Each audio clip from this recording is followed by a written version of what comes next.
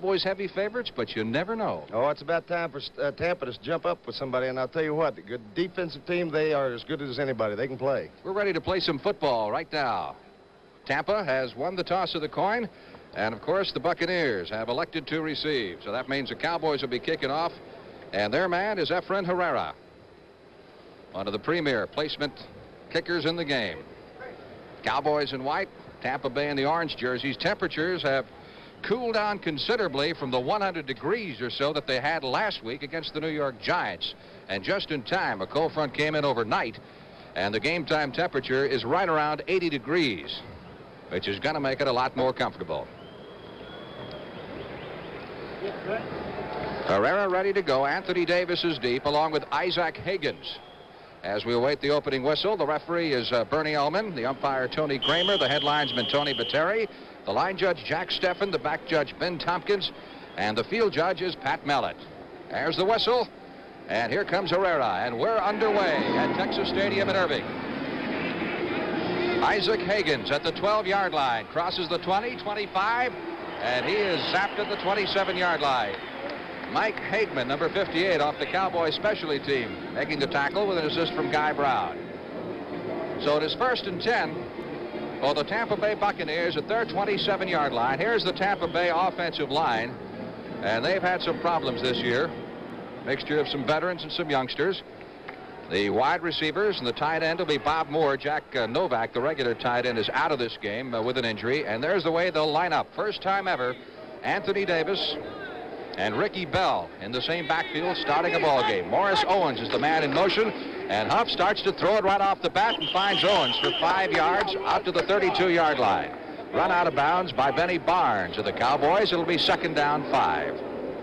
Cowboy defense, and this front four has been something else. They've already recorded 9 quarterback sacks on the year so far, so they can be fierce.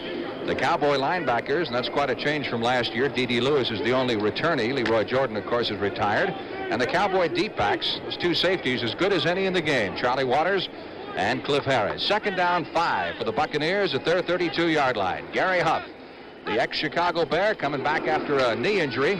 Handing off and dropped behind the line of scrimmage is Anthony Davis. It was Jethro Pugh who broke through to make the tackle for a loss of close to 5 yards in the play, so it'll be 3rd down.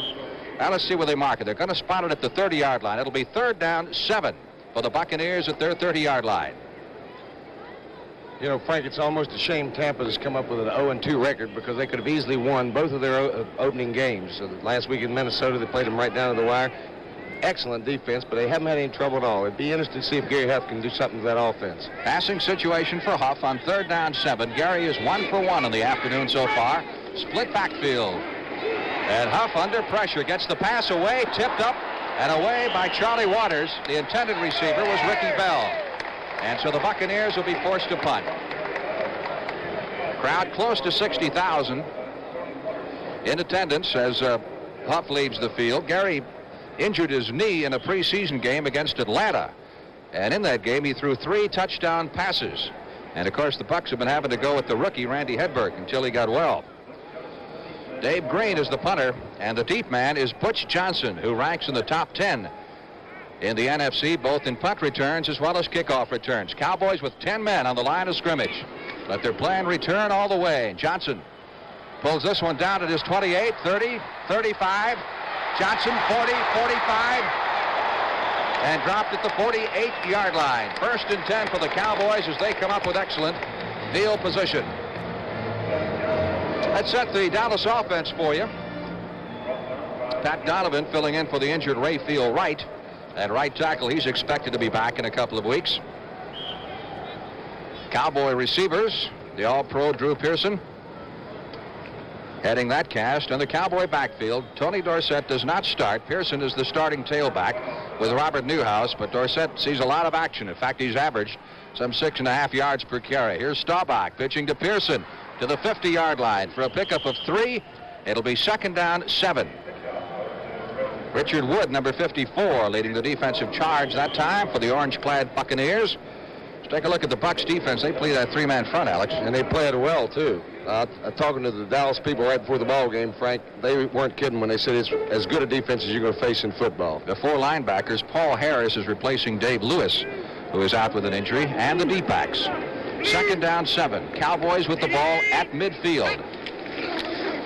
Straight handoff to Newhouse, close to the 45-yard line. He'll be some 3 yards shy of a first down. So call it 3rd and 3 for the Cowboys at the Tampa Bay 46. First meeting ever between these two clubs. And this is part of Tampa Bay's Murderers Row schedule. They got Minnesota last week. They get Washington next Sunday at home. Pretty tough for an expansion club looking for its first victory. 3rd down 3 for Dallas. No score. 12 minutes, 45 seconds left to play in the opening period.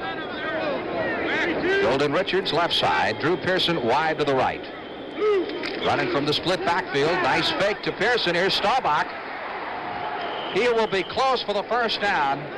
Maybe close enough. Will need a measurement at the 43-yard line, as he was hit hard by Cecil Johnson, number 56, and Leroy Selman, number 63. Johnson played his college football at Pitt. He was a free agent and teammate, of course, of Tony Dorsett's, and has been very impressive. We saw him a couple of weeks ago in Philadelphia. I'll bring the chains in from the far side here to measure. That was a 3rd down play with the Cowboys at the 43 of Tampa Bay. Let's see what happens. That's close, but it looks like the Buccaneers have held him, and let's see if they'll go for it. He's got less than a foot. Fans, of course, want him to go for it, but the punting unit is coming on. You didn't think Landry was going to gamble? Well, you never know. The fans always want to go for it. You know that, Hawk. Isn't that the truth? But they're the first ones that boo when you don't make it. Absolutely.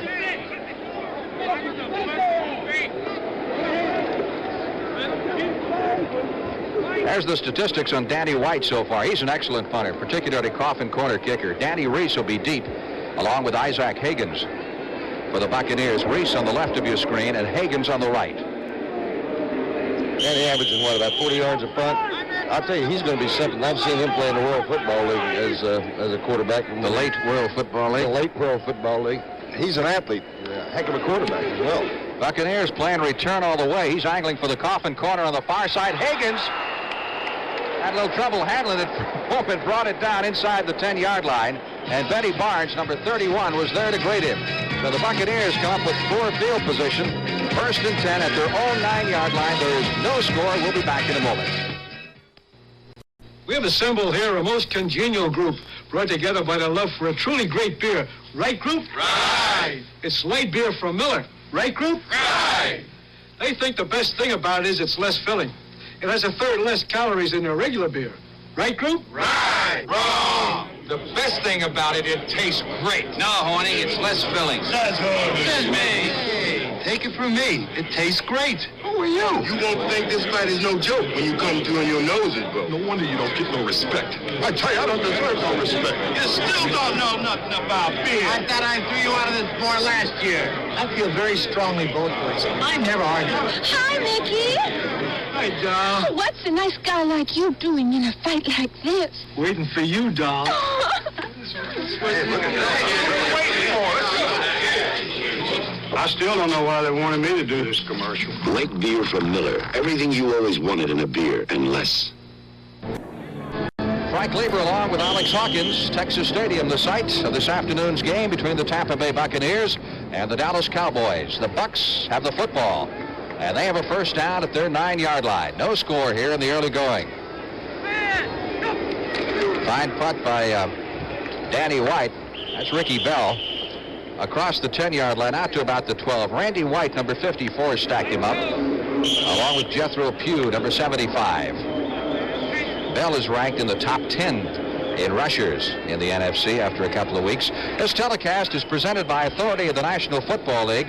It's intended for the private use of our audience, and any rebroadcast or other use of this telecast without the express written consent of the Dallas Cowboys and the National Football League is prohibited. 2nd down, 8. Bucks out close to the 12-yard line. Quick pitch to Davis, flag down. Davis at the 15-yard line and run down by middle linebacker Bob Brunig, number 53, at the 16. Let's see what the penalty is.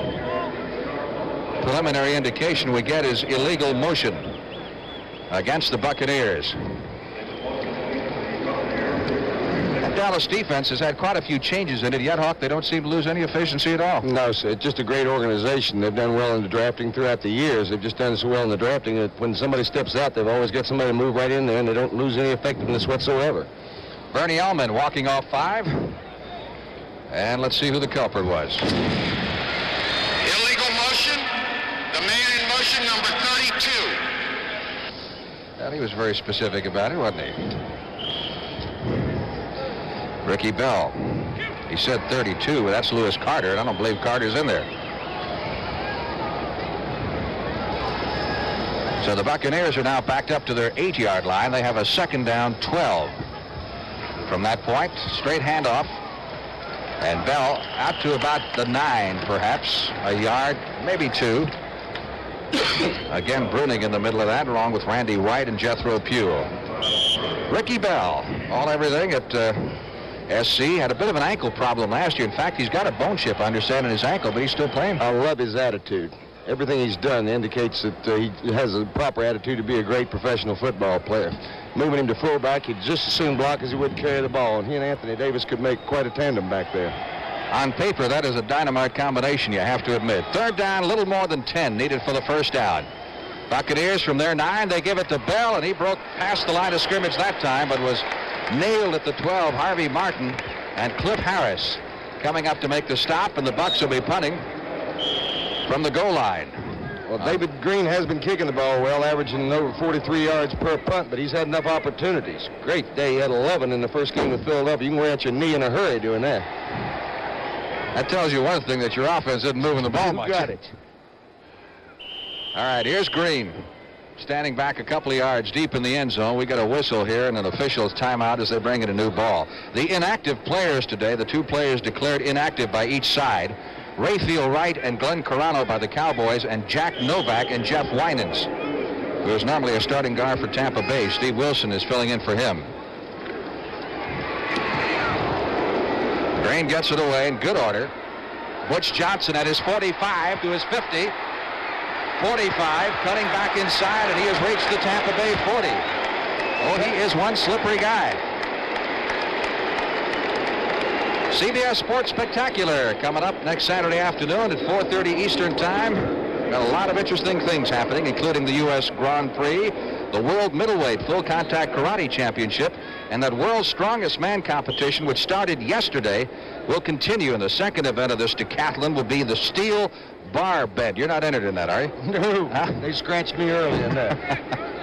That's next Saturday on the CBS Sports Spectacular. Cowboys with excellent field position, a 1st down at the Tampa Bay 40 as they start this drive. That's Golden Richards in motion. Staubach hasn't thrown yet. Goes across the grain to Pearson at the 35, 30, 25, 20, and Pearson is down to the 18-yard line. A 22-yard pickup. Boy, I loved his comment a couple of weeks ago. He said, I'm like Rodney Dangerfield. I just don't get no respect. Well, brother, he should get respect. That Preston Pearson's playing the best football of his life. I played with him years ago in Baltimore and went on to Pittsburgh after that. Well, you know his whole story. Watch Ranger back there. What are the merits of that quarterback that can move? Look at the move right here.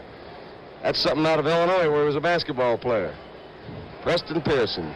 I'll tell you, he's going to be hard to move out of that slot. Officials mark it at the Tampa Bay 19. It is 1st and 10 for the Dallas Cowboys. Staubach's got him in a split backfield. Hands off to Pearson. And Pearson to the 17-yard line for a pickup of 2. Dewey Selman, number 61 on the stop. Boy, I'll bet you Dewey and Leroy sold a few tickets for this ball game today. You know, they live in Eufaula, Oklahoma, which is right up the road here, just a expressway drive away from Texas Stadium. Dewey has been quite a surprise for Tampa, though. They played him, of course, as a down lineman last year, moved him to linebacker, and he just adapted to that position like he invented it. That's what Preston has done. 2nd down, 8. Cowboys at the 17-yard line of the Buccaneers. Robert Newhouse inside the 15, and he is smacked hard. Leroy Selman, number 63, leaving his mark felt along with Dave Pear, number 76. It'll be 3rd down for the Cowboys, and they will need just under 6 yards for the 1st down at the 15 of Tampa. You mentioned Dave Pear. He is an excellent head-up man to play on that center. That's why that 3-man line works so well for Tampa. Not taking a thing away from Leroy, of course. 3rd down, 6. No score. Still in the first period. Preston Pearson in motion. Here's Staubach. Big rush by Selman. Overthrown, intended for Billy Joe Dupree, the tight end. And overthrown in the end zone. So the field goal unit comes on for the Dallas Cowboys. Staubach leads the NFC with a 61% completion rate. Ironically, 4 passers in the AFC have better completion rates than that right now. I don't know what that tells you, except the quarterbacking's so far been a lot better in the American Conference. Herrera will attempt a 32-yard field goal. Efren Herrera. Waters is the holder. It's up. It's good. So Dallas is first on the scoreboard this afternoon with 8 minutes and 4 seconds remaining in the first period of play. It's the Cowboys 3 and the Buccaneers nothing. What in your future is coming? The new Ford Fairmont. The new car designed for today and the years ahead. Fairmont's mileage ratings are the same as a little VW Rabbit when both are equipped with automatic transmission. Yet Fairmont has 90% of the head, leg, and shoulder room of most large cars and fine all-around visibility. This kind of room is combined with the highest mileage rating in its class. Test drive Fairmont October 7th. Fairmont, the newest, better idea from Ford. Want to cut your fuel bills? Whether your house is new or old, put insulation everywhere. It can save you money. Your attic, you need a 6 to 12-inch blanket of pink Owens Corning fiberglass. Walls, full insulation. Unheated crawl space, insulate below the floor. Live where it's cold, insulate basement walls. See your Owens Corning fiberglass supplier to learn all about insulation. Insulation is cheaper than oil. Herrera will be kicking off for the Cowboys with 8 minutes and 4 seconds remaining in the first period of play here at Texas Stadium. Cowboys, the only undefeated team left in the NFC. Tony Davis is deep back there along with Isaac Higgins.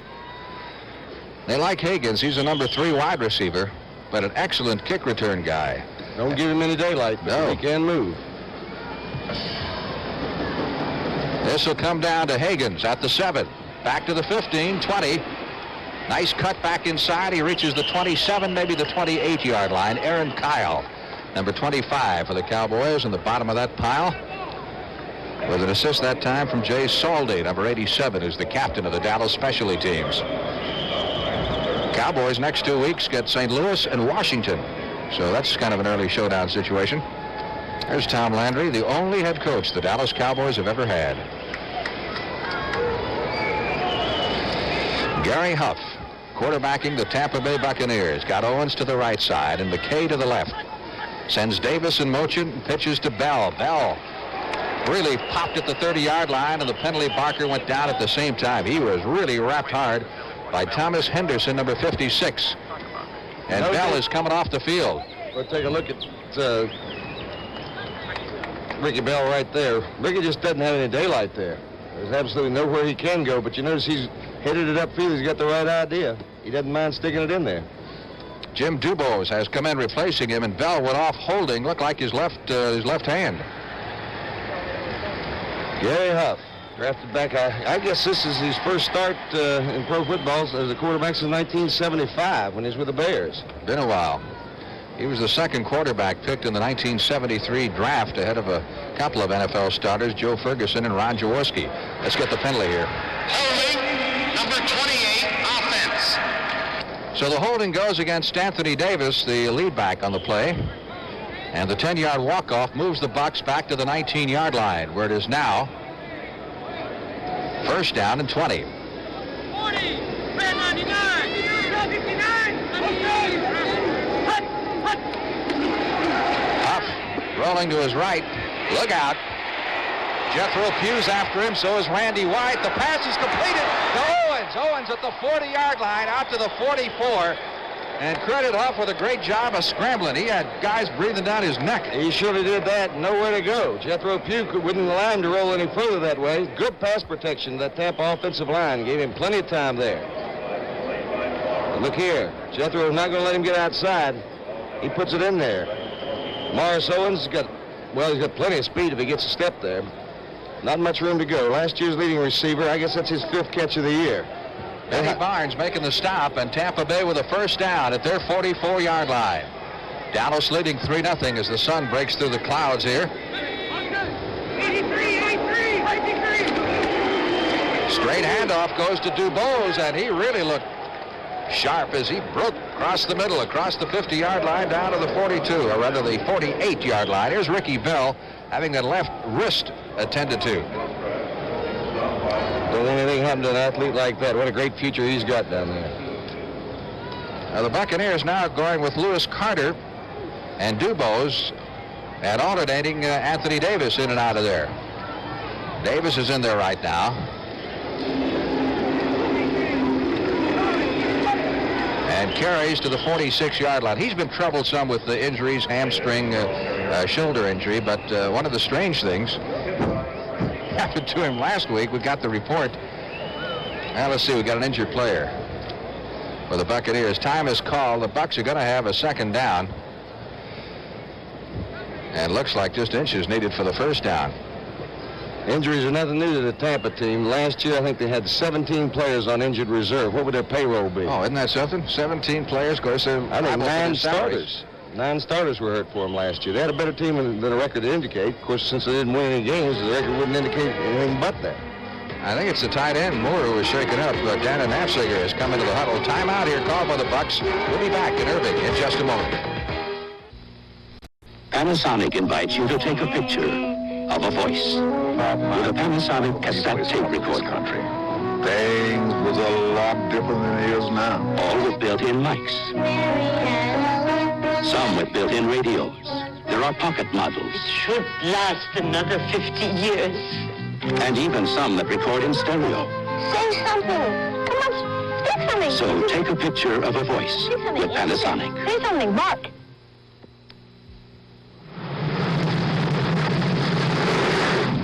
Sit tight, Pop. I'll pump myself. Let me tell you something, gang. Any gas can get you where you want to go. You want to be in there cleaning your carburetor, too. Now, you want to make sure you're getting the job done, use new STP gas treatment. You just pump in a can with every tank load of gas, and it goes to work cleaning like a bandit. Clean that carburetor. Get a hold of this, and do it yourself. Keep the change, partner. Tomorrow night is Elvis night, as CBS invites you to see and hear Elvis in concert. Tomorrow at 8, 7 Central and Mountain. Bob Moore, number 86, the tight end of the Buccaneers, is the injured player. He is actually a co-starter with Jack Novak, who is out with an injury, so they've got to rely now on a special teams guy, Dana Nafziger. He's just a rookie, and you can't lose 2 veterans like that, particularly when they use those 2 alternating to call in the plays, running the plays for Tampa. Third down as we head back to play, less than a yard for the first down for the Buccaneers at the Dallas 46-yard line. And Huff tries to do it himself, and I think he's got it at the 45. First down for the Buccaneers. 5 minutes, 55 seconds left to play in the opening period.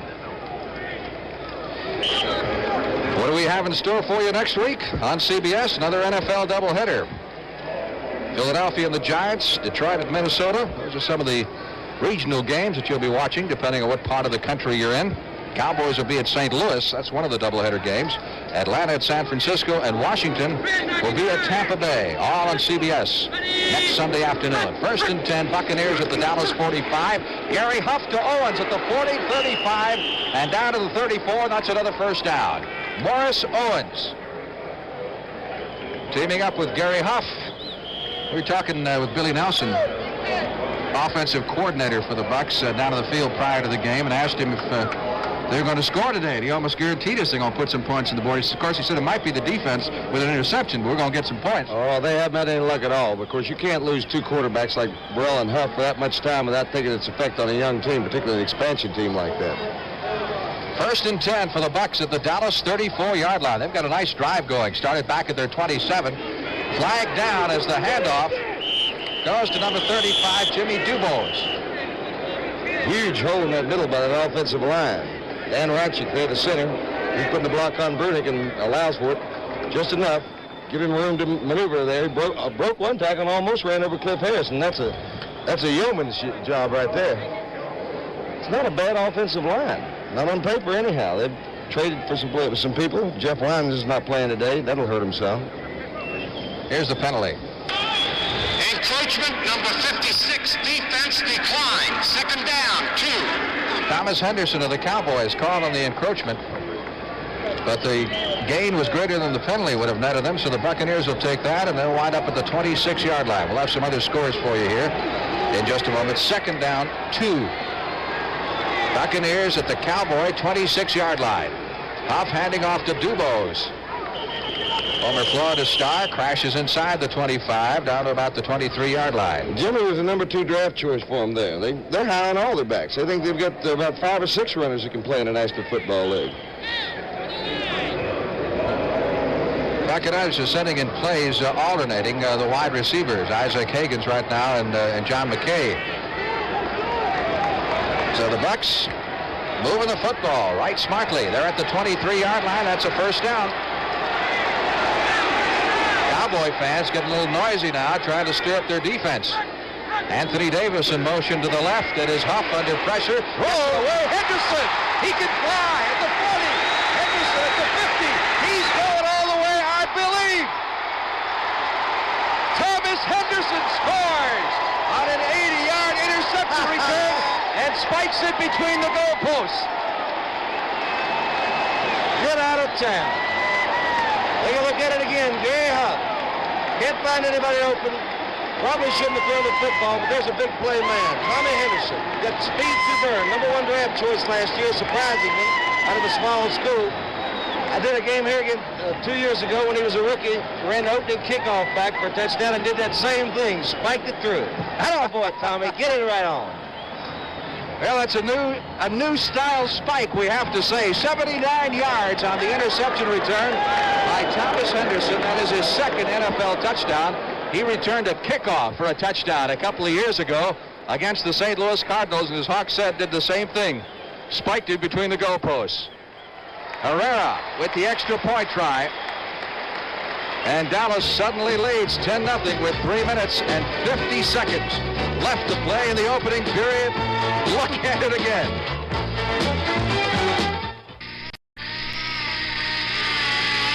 When life's grind gets to you. Oh, Mustang. Mustang. Let a Mustang take you away. Mustang, an exciting way to get from where you are to where you want to be with 4 on the floor and rack and pinion steering. Mustang. The 78 Ford Mustang 2 T-Roof convertible. Oh, Mustang. So beat the grind. Go Mustang. A better idea from Ford. Homeward bound, coast of New England.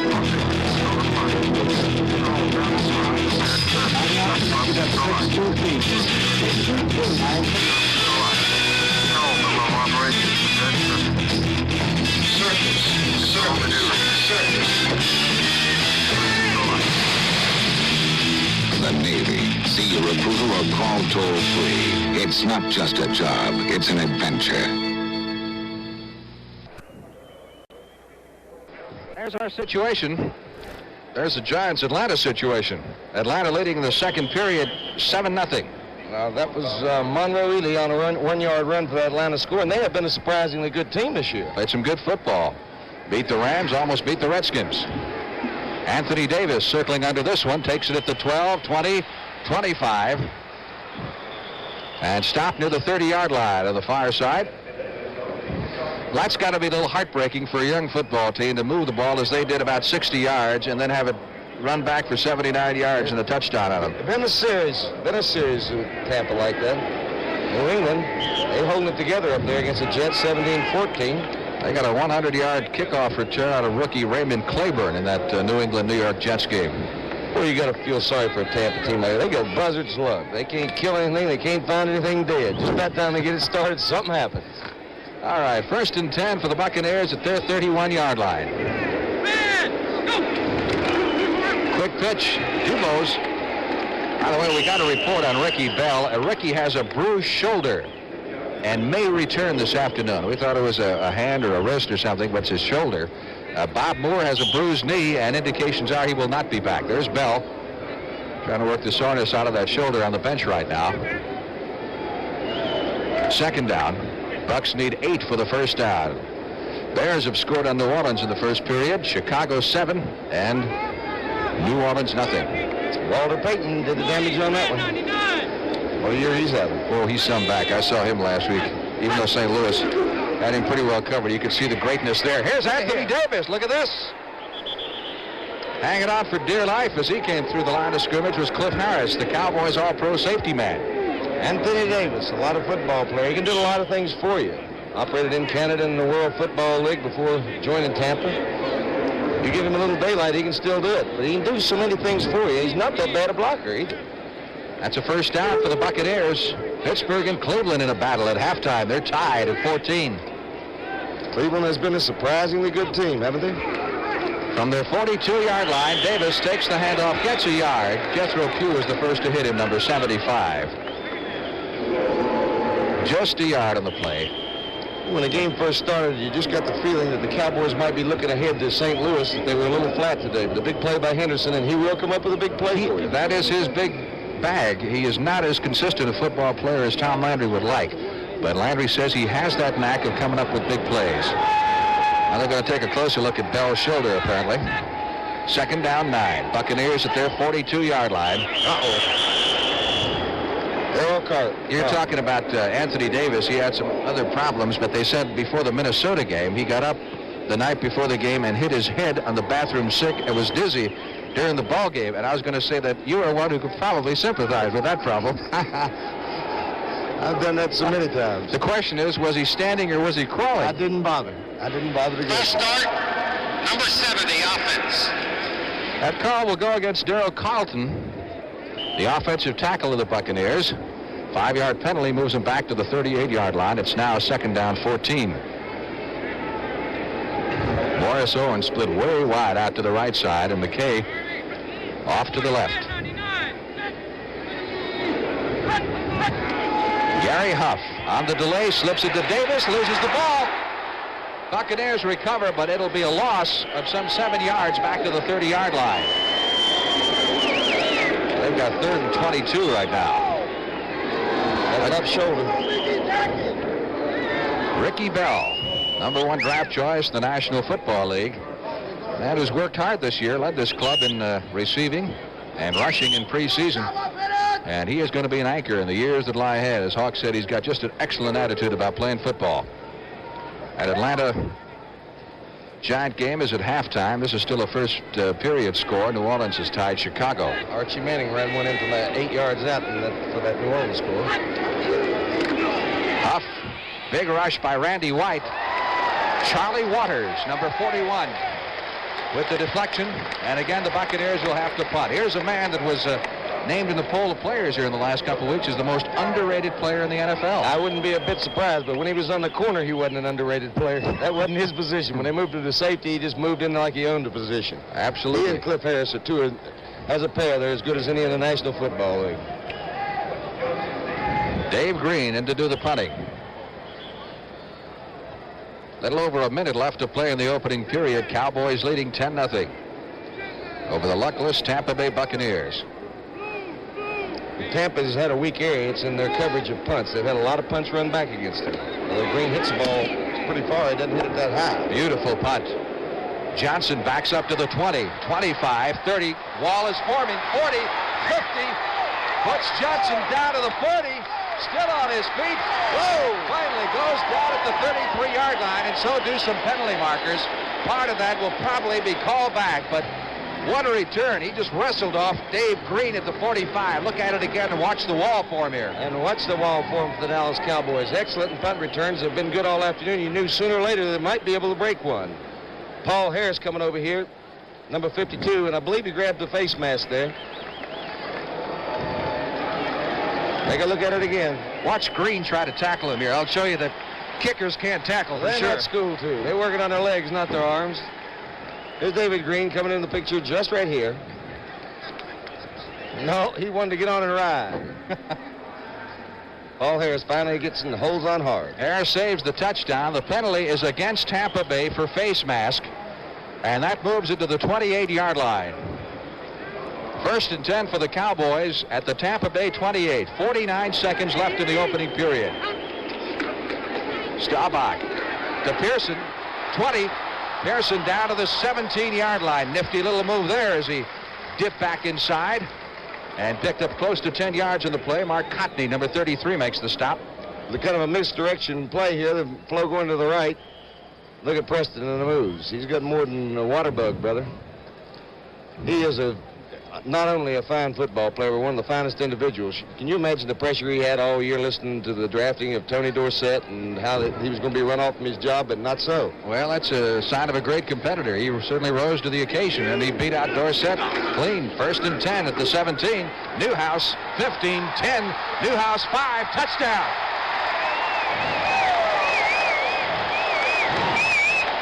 Newhouse using his left arm as kind of a windmill there to balance himself to keep from going out of bounds. Bobby Newhouse, watch how he follows the lead block of Preston Pearson, number 26, and he stays outside there. Nice block there by Ralph Neely also. Tips it up just barely staying in bounds there. Oh, the roof's starting to cave in early for Tampa. They got to get something going. 16-0. Cowboys leading with the extra point to come. There are 5 seconds left on the clock in the opening period of play.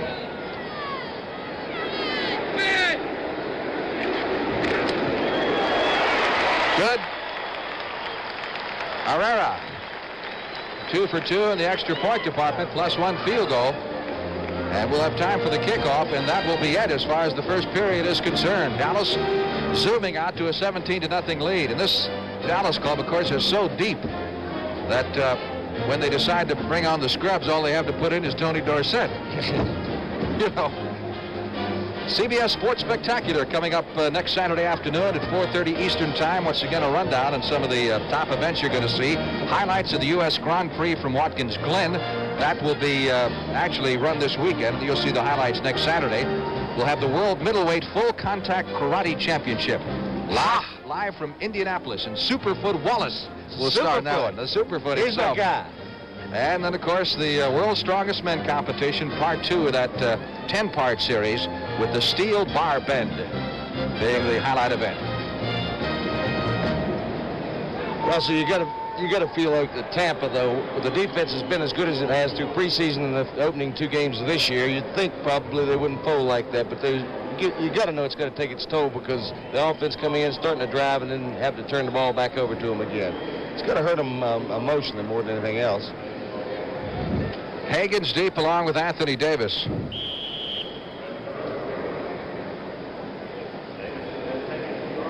Herrera to kick off. 5 seconds left in the quarter. High and short. Hagens at the 10, 20, 25, looking for running room to the 30. He can move. 40. Hagens caught by Benny Barnes at midfield. Excellent kickoff return of 40 yards as the gun sounds, ending the first period of play. So that's it. First period here at Texas Stadium in Irving. Cowboys leading Tampa Bay 17-0. We'll be back in a moment. Should have bought Mobil 1. The oil saves you gas, you know.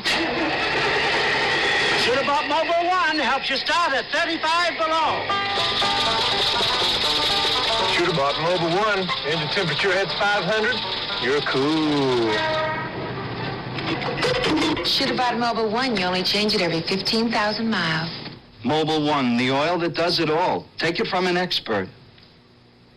Take me away, lover.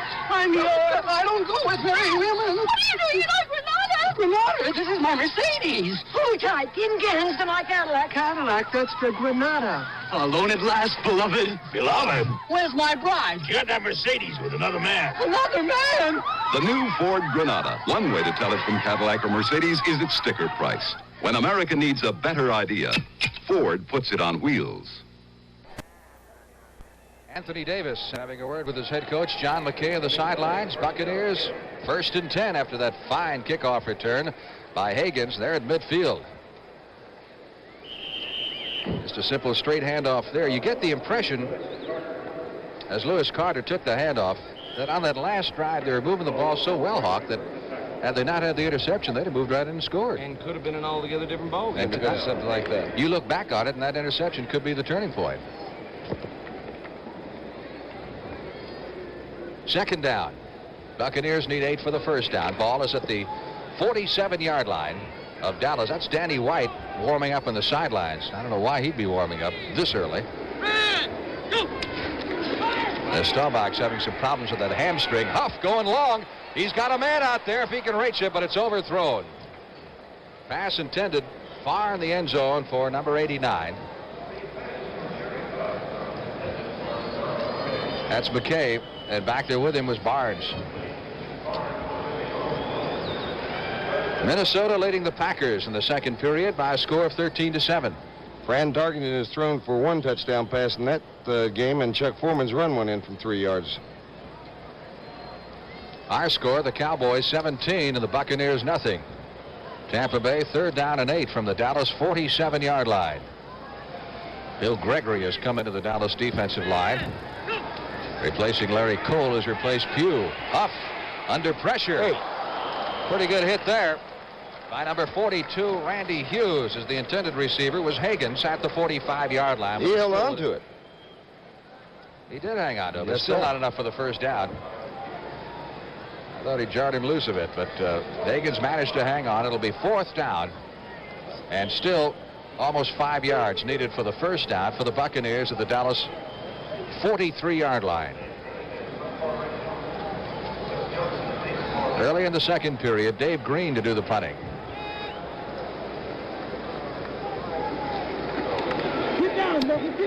Angling for the coffin corner. Johnson signaling for the fair catch, but it bounces on into the end zone for the touchback. So the Cowboys will take the ball at their own 20-yard line. Timeout on the field here with 13 minutes and 25 seconds left to play in the first half. And right now, Dallas has things well under control, leading 17-0. America, you've been changing. Coming, going, changing, growing. The things that make up life. Why is Bank AmeriCard becoming Visa? To keep up with you. You're traveling, you're moving, you're taking more from life. Today you need money that's good around the corner, all across America, and in 117 countries around the world. That's why Bank AmeriCard is becoming Visa, the most widely recognized card in the world.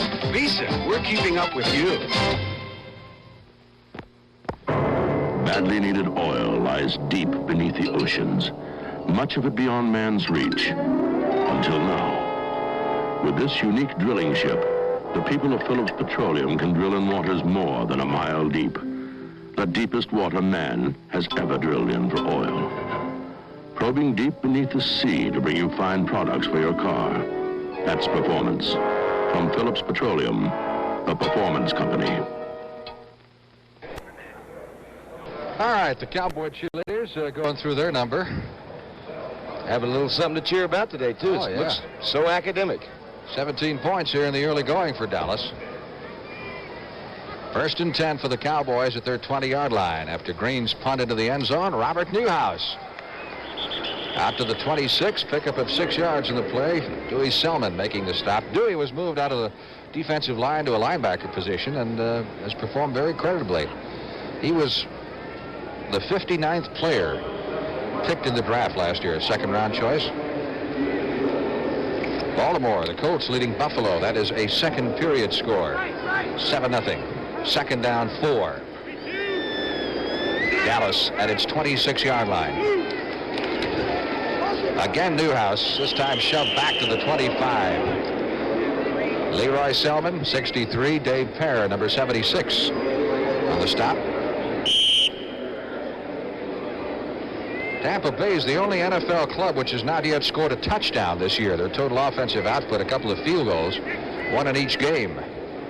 Frightening thing about that, they're only averaging 30 yards a game passing, and that is just unbelievably low. Less than 100 yards rushing per game. They just haven't had it going at all. 3rd down, Cowboys need 3 for the first down. From their 27-yard line, Staubach to throw it. And he's had to throw very sparingly. Big rush, and almost threw that away. Let's see, is it rolled an interception or not? Yes, they did roll it an interception. Thought for a moment he might have trapped it, but he did pull it down. And what's responsible for that is the pressure by Leroy Selman. He came on strong. You see him at the top left-hand corner of your screen, working on Ralph Neely. Beats him inside. Burton Lawless trying to pick him up, but no, sir. Leroy Selman, a good inside rush that time. Well, now let's see what happened here. I think another official saw it from a different angle, and they did rule it a trap because... No? Let's see. A Cowboy defense coming on.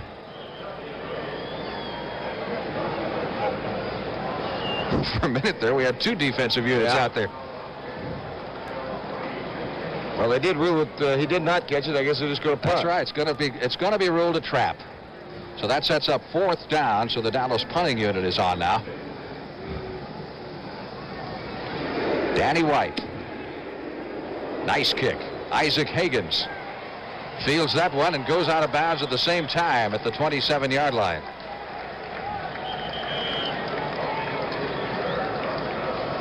So the Buccaneers will take over just inside their 30-yard line, trailing by a score of 17-0 with 11 minutes and 58 seconds left to play in the first half. Your car will always need new parts, but you will never need to buy another battery. Once you own the J.C. Penney battery, it never needs water, ever.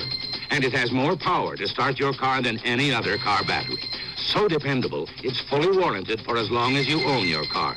If it ever fails, return it. We'll replace it, free. Only at J.C. Penney Auto Centers or catalog desks. It's the last battery your car will ever need. You know why Zenith developed Color Century? Well, did you ever see my face and it looked too red? Other times it's all washed out? That's why. Zenith Color Century. Think of it as a TV control room in your set. It controls the color picture, corrects the color picture, automatically, 30 times a second. And that makes a difference. After all, I don't play for the Cincinnati Pinks. See the difference Color Century makes. Only from Zenith. Sunday, Rhoda's mother, Nancy Walker, returns. Ma, you are incredible. I know. Sunday at 8, 7 Central and Mountain. Here's an update for you on the Patriots and the Jets. Jets giving them quite a battle. New England has recaptured the lead. New England's having to do it on the toe of John Smith. 2 field goals for those last 2 scores. 1st and 10 for the Buccaneers at their 28-yard line as they try to get that offense on track once again. Dubose tripped up at the line of scrimmage. Nothing for him. At there, as he crossed the line, he was hit by, looked like middle linebacker Bob Brunig.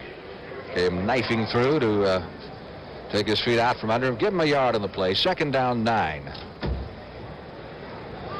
Buck shuttling in a couple of players, just about every play, a wide receiver and also a running back.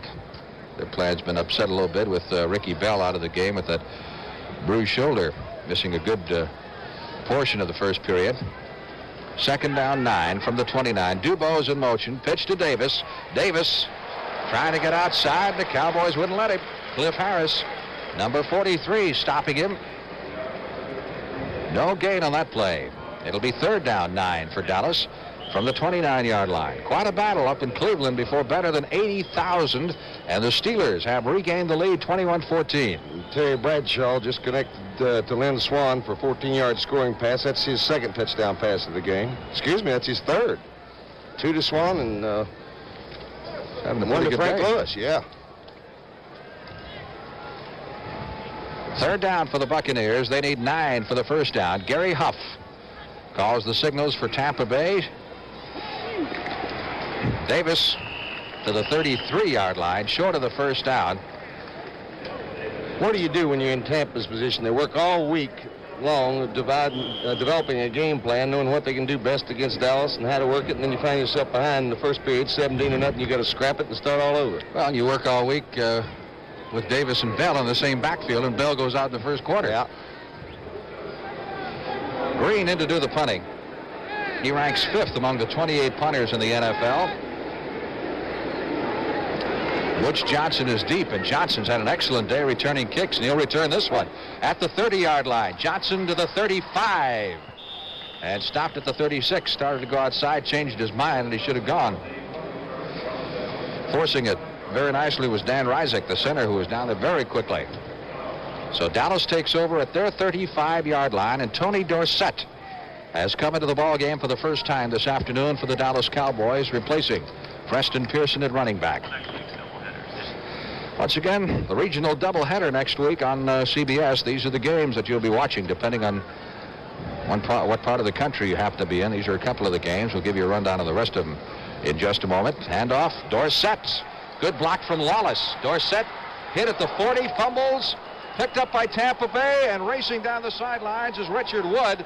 And Wood goes into the end zone. No flag. And he spikes it between the posts. Too. I did not see a flag. Or did I? I'll bring it back. Let's see. Let's watch this again.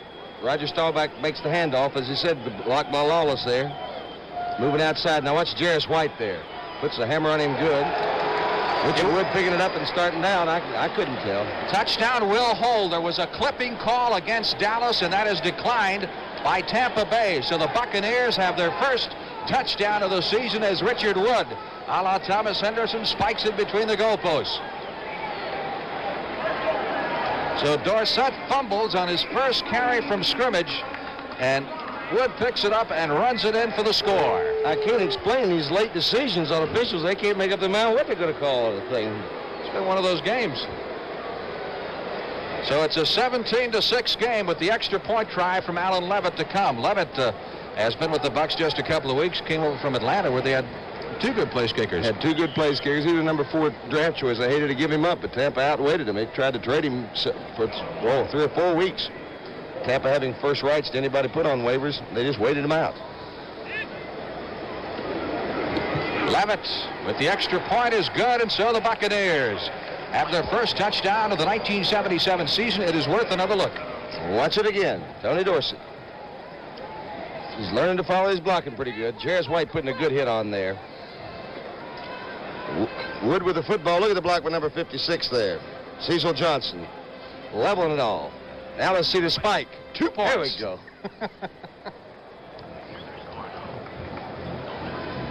So Tampa Bay has come back to score a touchdown and make things a little more interesting here in the second period, which is 9 minutes and 43 seconds left to play. We started to tell you about some of the games coming up next week on the NFL regional doubleheader. Philadelphia and the Giants, Detroit and Minnesota. Those are some of the early games, and these are some of the late games. Dallas, St. Louis, Atlanta, San Francisco, and Washington, Tampa Bay. Depending on where you happen to be, you'll be seeing both ends of the CBS regional doubleheader. Well, so you got to know that the Tampa people happily finally get a touchdown on the board, even if the defense did have to make it for them. Bill Nelson was right, wasn't he? Yes, sir. We'll get on there somehow. Well, a thing like that has a tendency at times to fire up the offense. It'll be interesting to see what Tampa Bay does next time they get the football. Levitt with the kickoff, coming short to Butch Johnson at the 10, 20. Johnson at the 25. He is the leading kickoff returner in the National Football Conference and is wrestled down at the 28-yard line. Mike Lemon in on the stop for the Buccaneers. 1st and 10 Dallas with the nose of the ball just short of the 30-yard line. And being the smart quarterback Roger Staubach is, you know he's going to try to get a concentrated drive. He'll try extra hard before he gives any more impetus to that Tampa team. He's only thrown 2 passes thus far in the ball game, 1 out of 2, but the reason for that is the Cowboys been running the ball well. Dorsett and Newhouse, the running backs, they come back with Dorsett. That's the same play that he fumbled on a moment ago, and this time he carries to the 34-yard line. Tom Landry saying we're going to do it until we get it right. That's right. Pick up a 4 on the play. It'll be 2nd down 6 for the Cowboys at their 34-yard line. Dorsett averaging 6.5 yards per carry, broke for his first 2 NFL touchdowns against the Giants last week. Boy, he could be an added addition to this Dallas team because they've never had in the history of the franchise, they've never had a running back with as much ability as he's got to go outside and make the big play for you. He has that super quickness. In fact, Cowboy scouts say he just broke the scale on quickness. Here's Staubach, 1 out of 2, rushed, flushed out of the pocket, still looking, gonna have to eat it. And down he goes at the 31-yard line. Everybody covered downfield that time. Tampa secondary doing an excellent job staying with him in. Again, Leroy Selman, number 63, was there. So was Dave Pear, number 76. And Council Rudolph, number 78. Good charge that time by the front 3 of the Tampa Bay Buccaneers. 3rd down, 7. Dallas at its 32-yard line. Eagles, who trail most of that ball game, now leading the Lions in the third period. From the shotgun.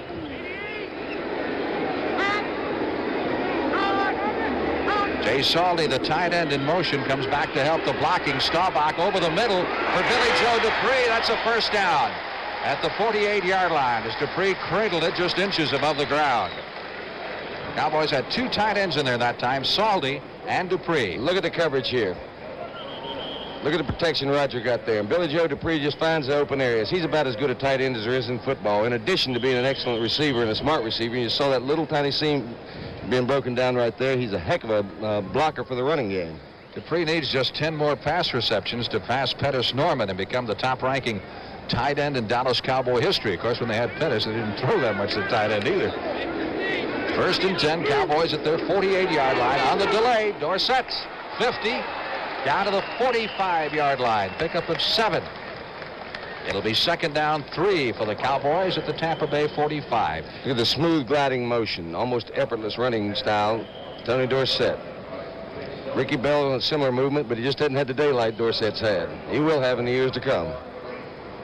Second and 3 with the nose of the ball just outside the 45-yard line of the Tampa Bay Buccaneers. Atlanta shutting out the Giants in the third quarter, 10-0. Be 2 out of 3 for the young Falcons. Newhouse and Dorsett behind Staubach in the I formation. Dorsett taking the pitch, cutting back to the 40, down to the 37. That's a first down. This Dallas drive started at the 30-yard line, the first sign really of a concentrated drive they've had. Look at the precision blocking here on that left side. Neely and Lawless out in front there. Dorsett, just a little crack in the acceleration there.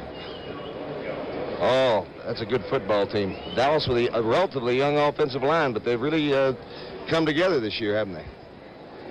CBS Sports Spectacular, Saturday afternoon at 4:30. Don't forget all those great events for you. The Grand Prix, the Karate Championship, and the World's Strongest Men competition. Newhouse taking the pitch this time from Staubach.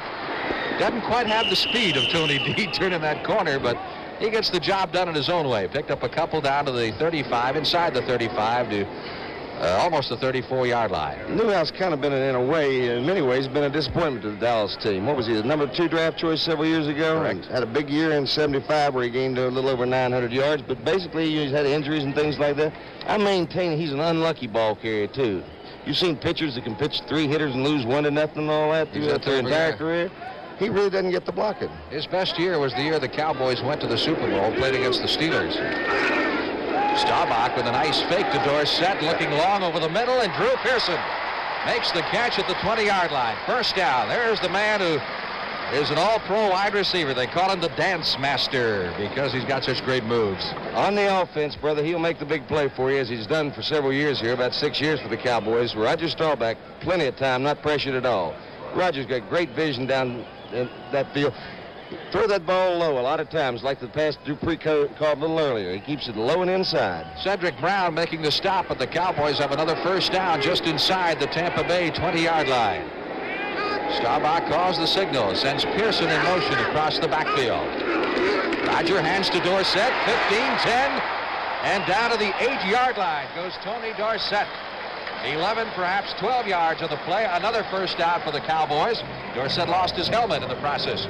The acceleration, he smelled the goal line that time. He wanted it bad. Brother, he can take off.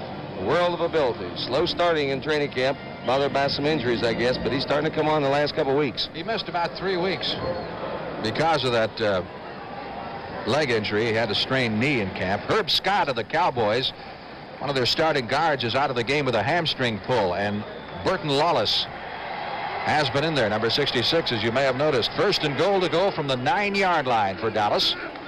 Newhouse fighting his way down to the 7, to the 6, to the 5, crawling to the 4. Not a second effort on that one.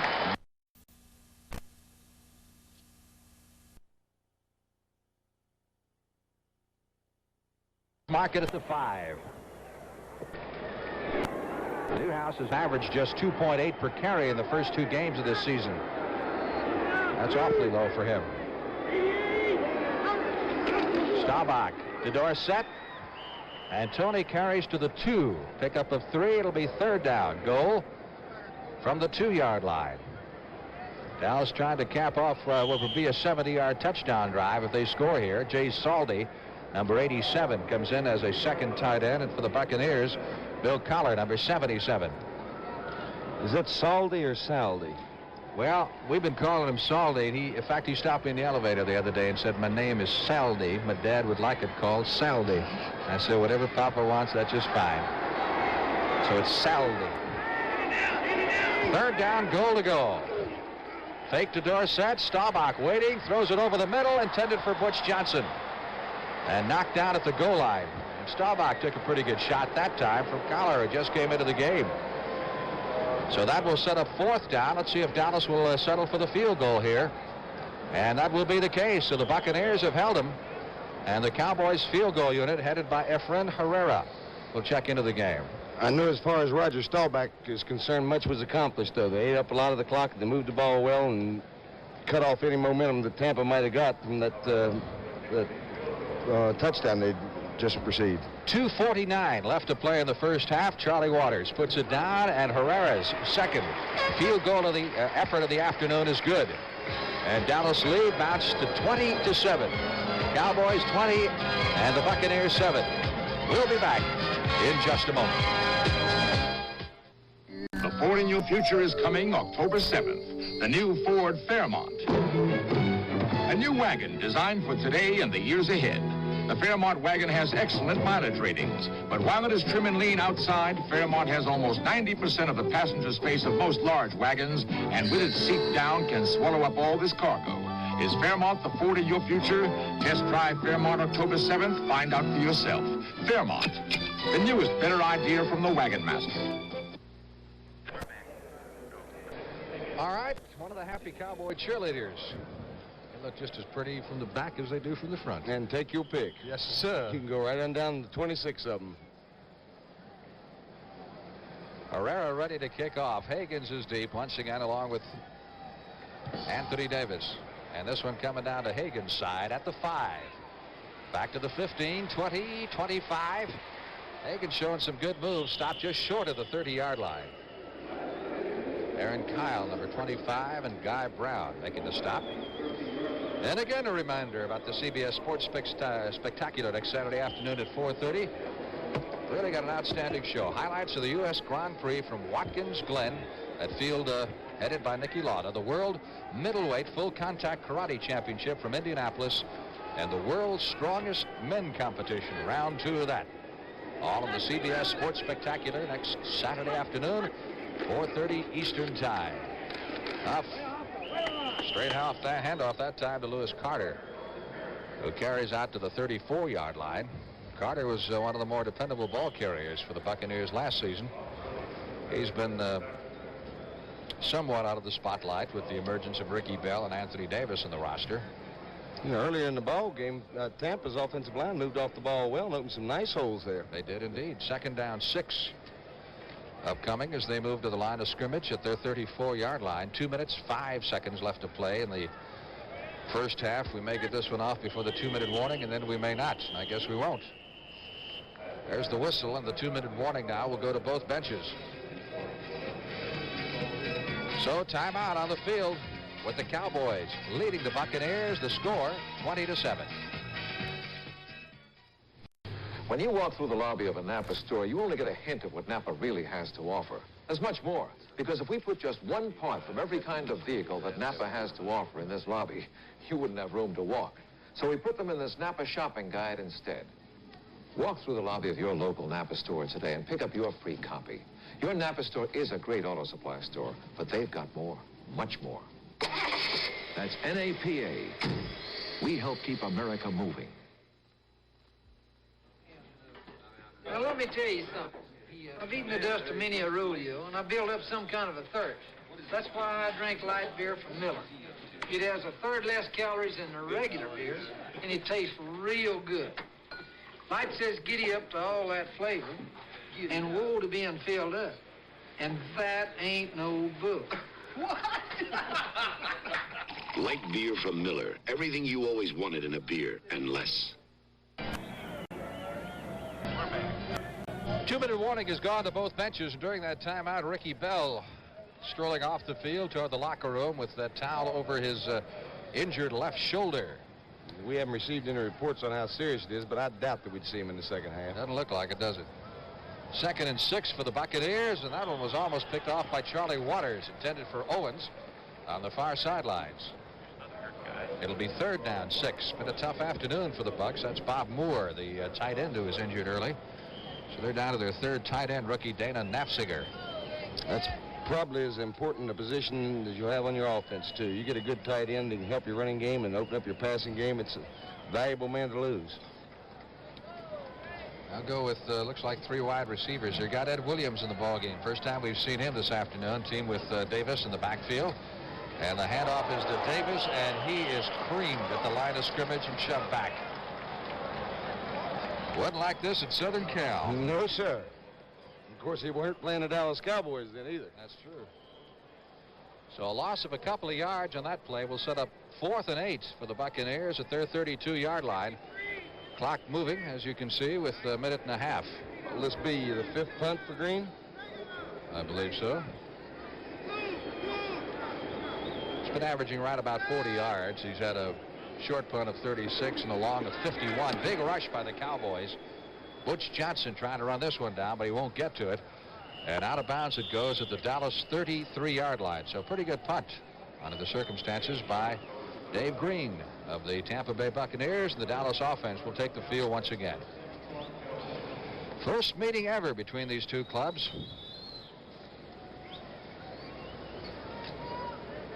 And of course next year, when the Bucs become permanent members of the NFC Central, they'll have home and home series with everybody in the Central. And of course they are permanently now in the National Football Conference. And this year they play everybody in the NFC one time. That's a tough schedule. Yes, it is that. Shotgun formation. Cowboys with their 2-minute offense. Low snap to Staubach, who is thrown sparingly to Preston Pearson, and Pearson is to the 39-yard line. A pickup of 6 yards in that play. It'll be 2nd down 4. Cowboys have their timeouts to use if they elect to use them. Got an official timeout here with a minute and 2 seconds. You know, you've heard about your Bobby Lanes and your Sonny Jurgensen's and your Johnny Unitas is moving the ball with the 2-minute drill. I don't know if anybody does any better than Roger Staubach. Big rush on Staubach out to the tight end Jay Saldi at the 40-45. Whoa. Saldi really takes a hit. Cedric Brown, number 34, coming up from the secondary, really put the shoulder to the Cowboy tight end and knocked him out of bounds at the Dallas 48. Right now we're going to advance to 30. 49 seconds left to play in the first half. Dallas leading by a score of 20-7.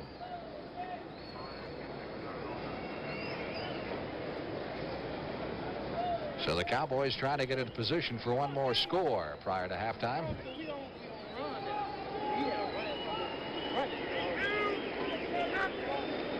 Two tight ends out of the shotgun. They use one, Jay Saldi, to block, and that's the other one, Billy Joe Dupree, who makes the reception at the Tampa Bay 35-yard line for a first down, and now Dallas will call time with 42 seconds to go.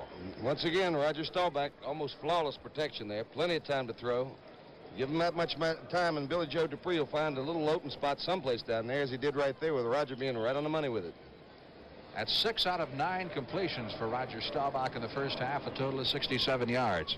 Just keeps getting better. Every year he looks better to me. You know, it's hard to believe that Staubach is 35 years old, because he's got a body of a guy 25, but you have to keep in mind, you know, his body is really 4 years younger because he was in the Navy and he didn't take that beating for 4 years. In addition to that, his lifestyle is not like mine. His body is equivalent of what mine was when I was 13. He hadn't abused himself so bad. Absolutely. First down for the Cowboys at the 35 of Tampa Bay. And again, a reminder about that great CBS Sports Spectacular show we have upcoming for you.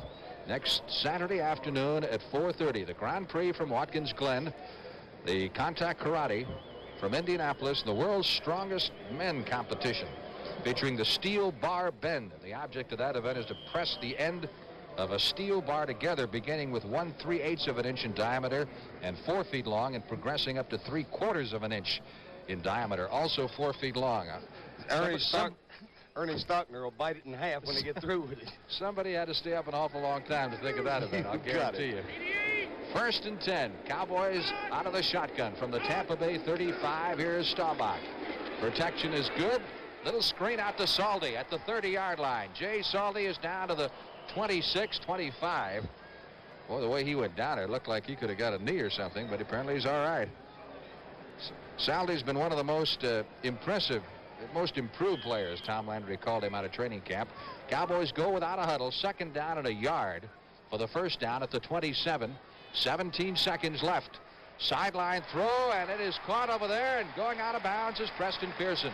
1st down at the 13-yard line. Boy, that's what a veteran back will do for you. 11 years of experience. Did you see how he got out of bounds there just to make sure that clock wouldn't run with 18 seconds on the clock? Look at this.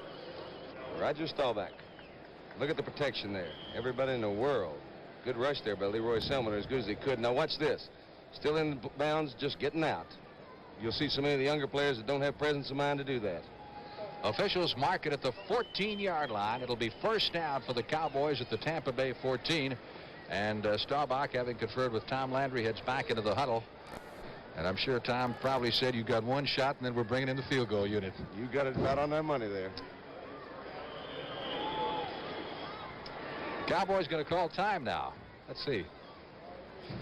A full timeout being called by the Dallas Cowboys after Staubach did run over to the sidelines just briefly. So Dallas in command throughout this 1st half, going out to a 17-0 lead. Stewie Selman getting some advice. I guess this is easily Tampa's worst defensive performance of the year already today. Well, they gave up 9 points against Minnesota, and they gave up, what, 14 previous week against Philadelphia, and then they gave up 0 the week before against Baltimore in their last preseason game. And when you can hold Burt Jones and that crowd scoreless, you've done some work. On the other hand, you can't blame a 79-yard interception return on your defense. No, you surely can't. The unknown man in the Dallas coaching staff. Is that Jim Myers there? Jim Myers in the center. Yeah. He's the offensive line coach and now carries the title of assistant head coach. Everybody knows when you pan that sideline, you're going to see Landry, and he's usually with Reeves. But Jim Myers is always in the area. He's the assistant, head coach? Assistant head coach. That's a pretty impressive title. Ball is at the 14-yard line. 1st and 10 for the Cowboys with 12 seconds left to play in the 1st half. Dallas leading 20-7.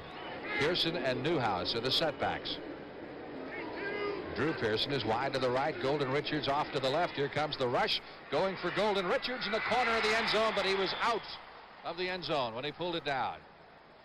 Mike Washington on the coverage over there and had him covered well, too. That's the only place Roger could do it, is throw it out of bounds or throw it deep. Coverage was there. So here comes the field goal unit as Staubach and company leave the field. Herrera 2 for 2 thus far in the afternoon.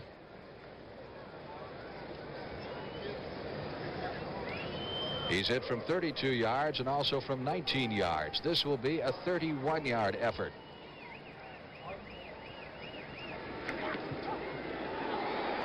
No good. Missed it off to the left. Well, that is a rarity. From in there close, he doesn't miss many. That is a real rarity to see Herrera miss a field goal attempt from that close in.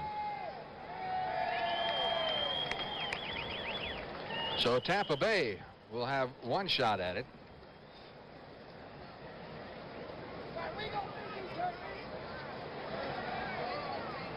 First and 10 at the 20-yard line for the Buccaneers. Let's see if Huff winds up, goes for broke, or just elects to run out the clock. Is going to run it out. Fumble on the play, but quickly recovered by number 32, Lewis Carter, as the gun sounds, ending the first half of play with the Dallas Cowboys leading the Tampa Bay Buccaneers by a score of 20-7. What do you think, Hawk? the game speaks for itself. They really have been out of it early. Tampa just hadn't done one thing to generate any kind of scoring drive. They got to get the offense started, and how they're going to do that, I have no earthly idea against the fine Dallas team. Well, Dallas really hasn't looked all that sharp entirely in the first half here. They look a little flat at times. I would agree with you. The Cowboys came out like they were looking ahead to next week, but the Tampa just hadn't been able to do anything offensively. So that's the way it stands here at halftime. The Dallas Cowboys leading the Tampa Bay Buccaneers 20-7, and we'll be back with you at Texas Stadium shortly. Energy for a stronger America. This is a remarkable energy-saving machine called SCAMP. Exxon developed SCAMP to clean the hulls of giant tankers. It can scrub marine growth from an entire supertanker in just half a day. Because a clean ship moves through the water more efficiently, we can save thousands of gallons of fuel every voyage. SCAMP, technology from Exxon that can help save energy for a strong America. Now Black & Decker has come along with a handyman's helper that's mighty strong. It's small and light, but it pulls its weight. It's the super incredible workmate. Yeah, it's more than a bench and more than a vise. It's got both things working, and that's kind of nice. You can pound on it, a saw on it, a plane a door on it, and a whole lot more. Yeah, when you're alone and there's work to do, the workmate'll help you see it through. I want that man now. He will come back here tomorrow with me. You have my word. Oh, Daniel, when are you going to learn? A settler's betrayal turns the Indians against Daniel Boone. Now he must prove himself in a savage Cherokee trial or die. Young Daniel Boone, Tuesday night at 8, 7 Central and Mountain. Next Saturday at 4:30 p.m. Eastern, CBS Sports Spectacular presents highlights of the U.S. Grand Prix from Watkins Glen. Live coverage of the World Middleweight Full Contact Karate Championship with Bill Superfoot Wallace defending his title against Pat Worley. And the World's Strongest Men competition featuring the Steel Bar Bend contest. That's next Saturday at 4:30. Halftime at Texas Stadium with the Dallas Cowboys leading the expansionist Tampa Bay Buccaneers 20-7. This one going just about according to form right now. Cowboys led by Roger Staubach in that first half, and a 79-yard interception return by Thomas Henderson, which had to be thus far the key play in the football game. And Tampa Bay having scored its first touchdown of the season on the return of a fumble by linebacker Richard Wood. So the Tampa Bay offense still hasn't scored in the 1977 season, but the defense making up for the slack with Wood scoring that touchdown on the fumble return. Staubach hasn't had too much of a problem throwing the football thus far. He has hit 8 out of 12 passes for 105 yards. Gary Huff, after being in the game a short period of time against Minnesota last week, really has done quite well for a man who's been out of action for about a month or so. He has hit 4 out of 9 passes for a total of 44 yards. And his only miscue, of course, was the big one. But Henderson picked off the interception because that came right in the midst of what could have been a very fine drive by Tampa Hawk. For me, that was a turning point in the ball game. Tampa had moved the ball pretty well prior to that interception. Just seemed to take all the steam out of Tampa. And, you know, developing a winning habit is the hardest thing in the world with an expansion team. Well, there's a portion of the crowd here which has got a number close to 60,000, just under capacity here at Texas Stadium, and obviously they are enjoying themselves the way things have gone thus far this afternoon for the Dallas Cowboys. The Cowboys, as you might expect, did not exactly appear full of total inspiration. No, they really didn't. It's tough to get up for a game like this. Yes, it is. But from Tampa's standpoint, they have lost 2 games they could just as easily won earlier in the year, and this has been a nice time to knock off a team like the Dallas Cowboys, because if you think back the last couple of years, Dallas always has one of those games somewhere where the Green Bay Packers or somebody, or last year it was the Atlanta Falcons, jumped up and beat them unexpectedly. It was an excellent time to do it. Not that Tampa can't go. They're not out of the ball game by any means. It's 20-7 halftime score. But let's say they stood a better chance had they not had that interception. Buccaneers return home next Sunday afternoon against the Washington Redskins as they continue the Murderers Row portion of their schedule. 3 weeks in a row, Minnesota, Dallas, and Washington. The NFL Today on CBS will return after this word from your local station.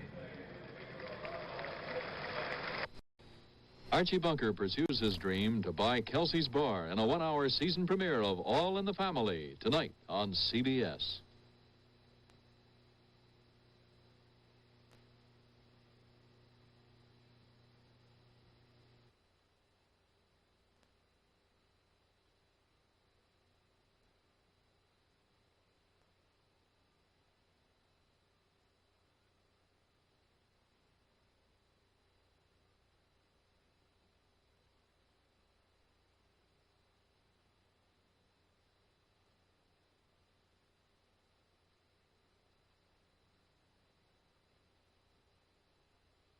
They didn't lose any fumbles? No. They didn't lose any fumbles. No fumbles, just one interception.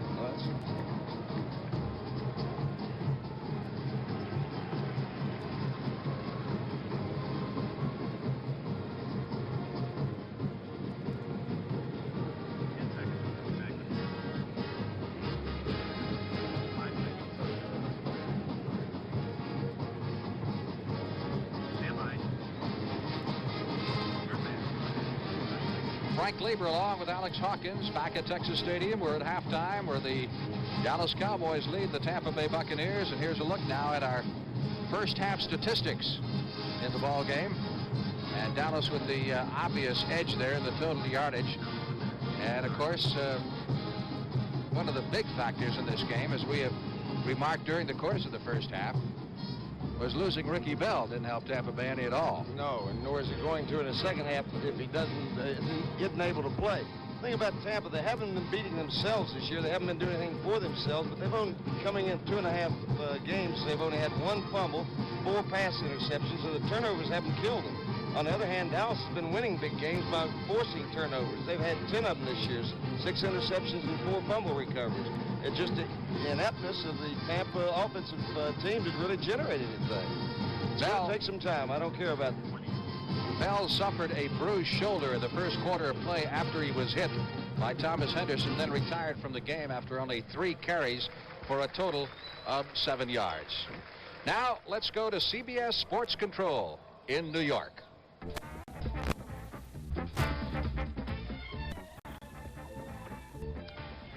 Irvin Phyllis, I've just been handed a story that heavyweight boxing champion Muhammad Ali said he will not fight anyone for another 8 months, and he will, as always, consider retiring. But, said Ali, I don't think that I am ready to retire yet. And now let's take you around the National Football League and quickly update the scores. In the fourth quarter, Atlanta holding on. Good defense against the Giants today. Philadelphia and Detroit. Detroit leading 17-13. The Eagles had been ahead 13-10. New England and the New York Jets, this could be the big upset of the day. The Jets have played a standout football game, and they lead 27-20 in the fourth quarter now. Pittsburgh and Cleveland, the amazing Browns, hanging tough. 3 touchdown passes for Bradshaw in that game. Green Bay and Minnesota, many of you watching that game. At the half, the Vikes lead 13-7. New Orleans and Chicago, many of you also watching this contest. And it is the Saints trying to win for the first time, ahead 21-10 at the half. Tampa Bay and Dallas at the half. The rest of you watching this contest, the Bucs have been able to score, but still it doesn't look as though they will win for the first time. An update on that Buffalo-Baltimore, the Bills have scored, and now they are tied at 7. And Phyllis George, speaking of updates, what about the United States Grand Prix? It is raining in Watkins Glen. Excuse me, Glenn Watkins. I've got so many names in my head today. CBS Sports Spectacular will bring you coverage of that race next Saturday at 4:30 Eastern Time. But right now, let's go to Kenny Squire, who's trackside for a progress report in that rain. Ken, what's happening? Well, Phyllis, under adverse conditions, King James the Fleet, James Hunt of England, is leading the United States Grand Prix here at Watkins Glen by only 11 seconds over the United States of America's Mario Andretti. Running third is South Africa's Jody Scheckter, while in fourth is Niki Lauda. There is Hunt, the leader. Running in fifth on this very wet, rainy track is Carlos Reutemann of Argentina. Clay Regazzoni, the Swiss, is running seventh. He's being challenged by Ronnie Peterson of Sweden. Next in line, and Jacques Lafitte runs in the 8th position. Damian Gaius of the United States started 26th. He moved all the way to 16th position, crashed. He is all right. Hans Stuck of West Germany, seeking his first Grand Prix victory, went out in front, led this race by as much as 8 seconds. Then he, too, has crashed here in the rain. Most of the cars are all on wet tires, and those tires, as the track is now beginning to dry out, are beginning to have problems. They may lose their tires before this one is over. James Hunt, right here, your leader in turn 1. And again, you will see that race next Saturday on the CBS Sports Spectacular. And the NFL Today will continue on CBS in just a moment. Pleasant Sunday afternoon here at Texas Stadium in Dallas. We're back once again at halftime where the Dallas Cowboys lead the Tampa Bay Buccaneers by a score of 20-7. Dallas, the only undefeated team in the National Football Conference, trying to remain so with a victory over the winless Tampa Bay Buccaneers.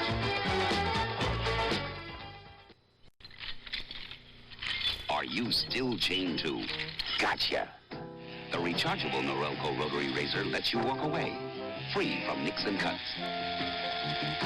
Its 36 surgical steel rotary razor blades are safely protected inside 3 floating heads to give you a comfortable shave that's razor close, razor smooth, for up to 3 weeks on a single charge. The rechargeable Norelco rotary razor. It lets you walk away from gotcha.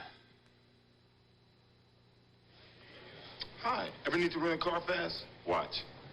Hertz, #1 club number 21586, arriving in San Diego at 2 p.m. on RAL Flight 9. Returning it there tomorrow. Okay, thanks. That's all there is to it. When you're in the #1 club, nobody makes renting a car faster or easier than the Superstar. Even before you get there, your car is pre-assigned, your forms filled out. So rent a Ford fast from Hertz, the Superstar in rent-a-car.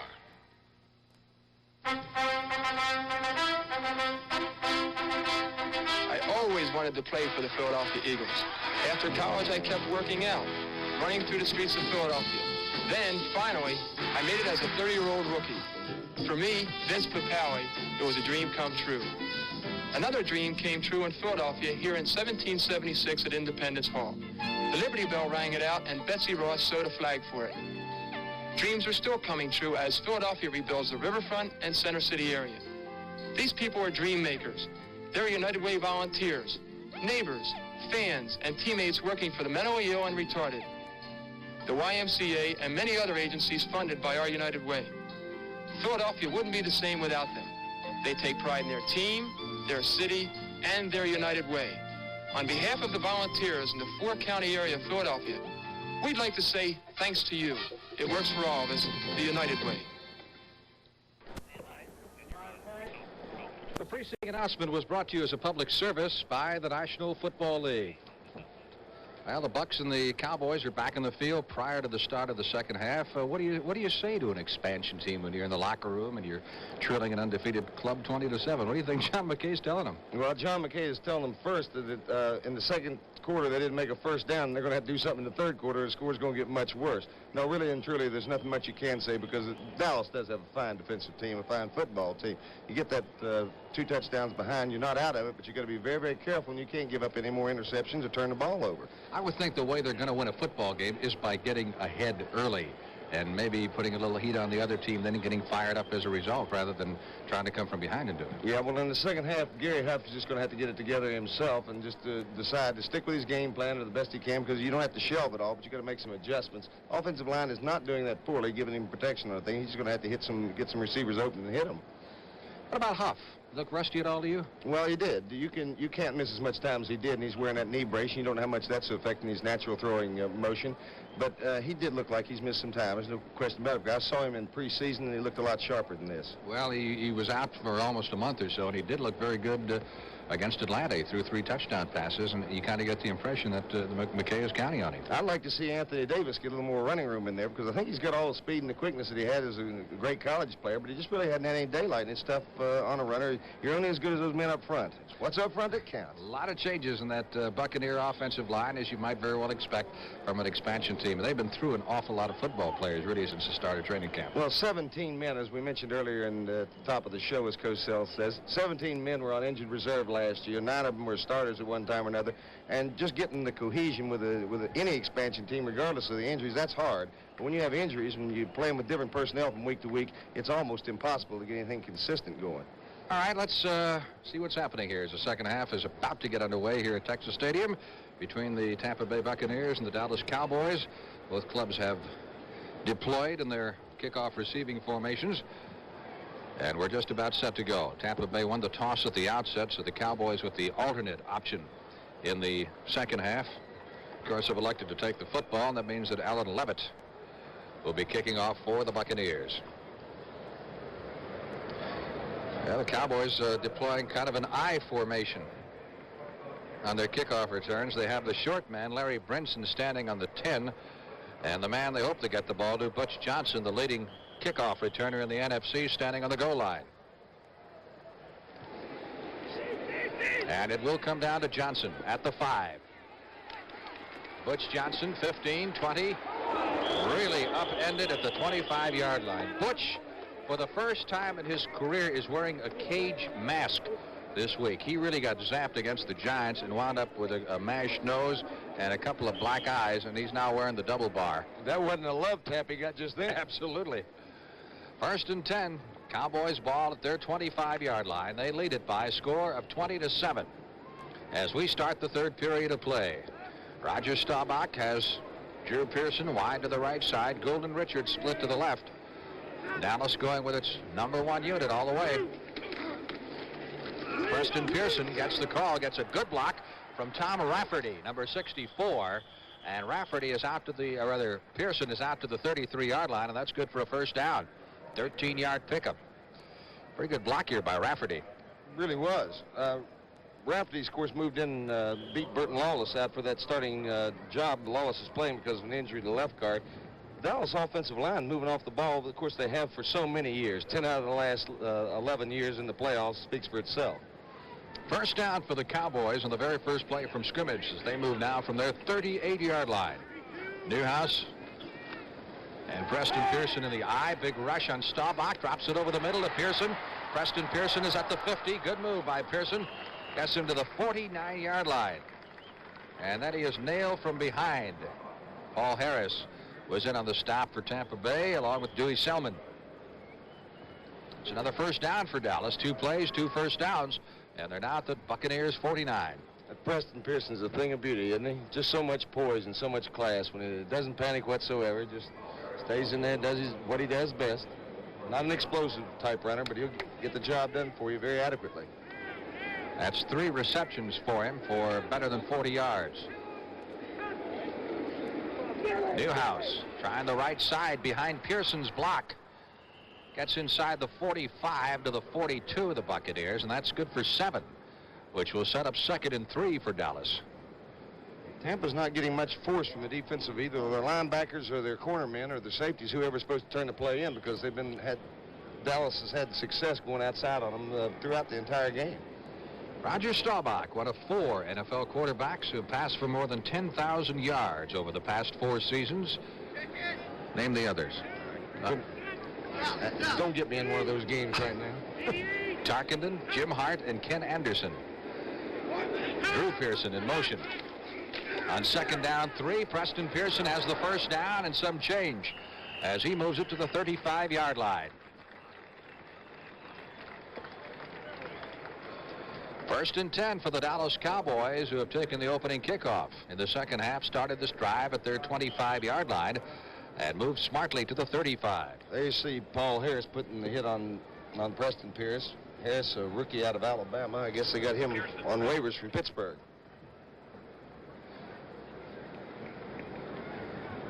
Harris is replacing Dave Lewis, the #2 draft pick out of Southern Cal, who was injured last week against Minnesota. Nice fake to Newhouse, and Staubach going down the sidelines, and this time overthrowing Preston Pearson at the 20-yard line.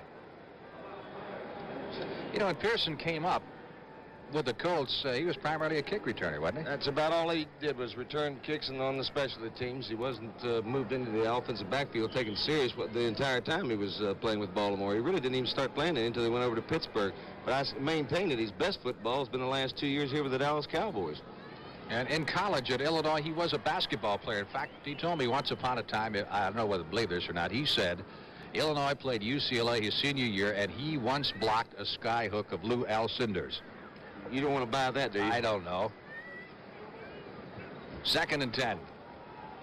Again, Staubach with a good fake. Bullet over the middle. That's Butch Johnson at the 15-yard line. 1st down for the Dallas Cowboys as Jarris White, number 45, makes the stop for Tampa Bay. Boy, that's a bullet there. He just had plenty of time, fakes a draw there to hold those linebackers so they can't get any depth. The receiver just tries to get in behind those linebackers. Roger right on the money before Jarris White can bring him down. The coverage was not all that bad. The pass was just thrown perfectly. That's Butch Johnson's first pass reception of the afternoon. By the way, Johnson and Golden Richards are used by head coach Tom Landry to bring in plays from the sidelines. 1st and 10 for the Cowboys at the Tampa Bay 15-yard line. Cowboys still haven't given up the ball here at the start of the 3rd period. Newhouse inside the 10 and right out of bounds at the 7-yard line. So pickup of 7 on that play. It'll be 2nd and 3. Just another example of no pressing or forcing from the outside. Watch Newhouse. He stays outside. Nobody turning the play. Jarris White finally comes up, but then by that time he's already gained substantial yardage, about 8 by that time. 11 minutes, 20 seconds left to play in the third period, and Dallas driving. Second down. Short 3 needed for the first down as the officials have it marked at the 7-yard line. They have to get just inside the 5 for their first down. Newhouse and Preston Pearson in back of Roger Staubach. It is Preston Pearson to about the 5, and he'll be close for the first down.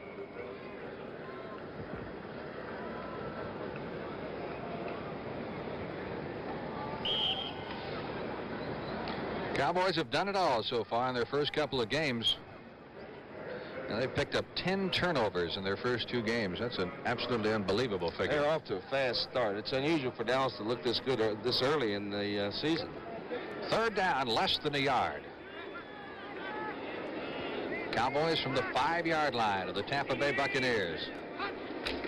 Staubach gives to Newhouse, and Newhouse drives to the 3, maybe the 2-yard line. That's more than enough for the first down, so it'll be first and goal to go. Newhouse is not the least bit timid putting his head in there, is he? Not at all. You get him healthy, and he runs better closer to the ground probably than any runner in the league. He's shown that a couple of times a day on one of their scoring drives. Absolutely. Amazing sense of balance. And his thighs are absolutely unbelievable. How about his feet? They're 5 inches wide. I know that. He wears a triple E or whatever he does, size 14, I think. Give me a 14 wide. Officials mark it at the 2. First and goal to go for the Cowboys. Pearson, that's an easy 6 points, but we got a flag. Penalty marker on the play. So let's not put it up yet. Illegal procedure against Dallas, so the touchdown will be nullified, and the Cowboys will lose 5. Bill Collar comes out of the game for Tampa Bay and replaced by Cedric Brown. Look at Preston, just taking it in stride. That's just one that's called back. Go after it again.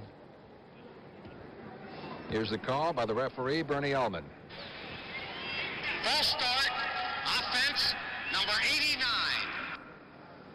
Billy Joe Dupree, the tight end, costing the Cowboys 5 yards. That moves it back to the 7. So it is now first down, goal to go from the 7-yard line. Again, it is Pearson. Pearson to the 5, drives maybe to the 4. Tampa defense getting tough. Mark Cotney, number 33, was in there along with Cecil Johnson, number 56. Mark joined the Tampa Bay team last year in that veterans allocation from the Houston Oilers. He's a good player. In fact, many people thought he perhaps was their most valuable player last year. Did a good job. Pass defense. I've been right impressed with Cedric Brown today. Yes, been in a lot of tackles. Ball is at the 4-yard line. Second down, goal to go. 9:25 left in the third period, and the Cowboys haven't given it up yet. Again to Pearson, this time to the 3. So it'll be third and goal from the 3-yard line. Dallas has eaten up the first 6 minutes off the clock in the third quarter after taking the third period kickoff. Cowboy defense should be well rested.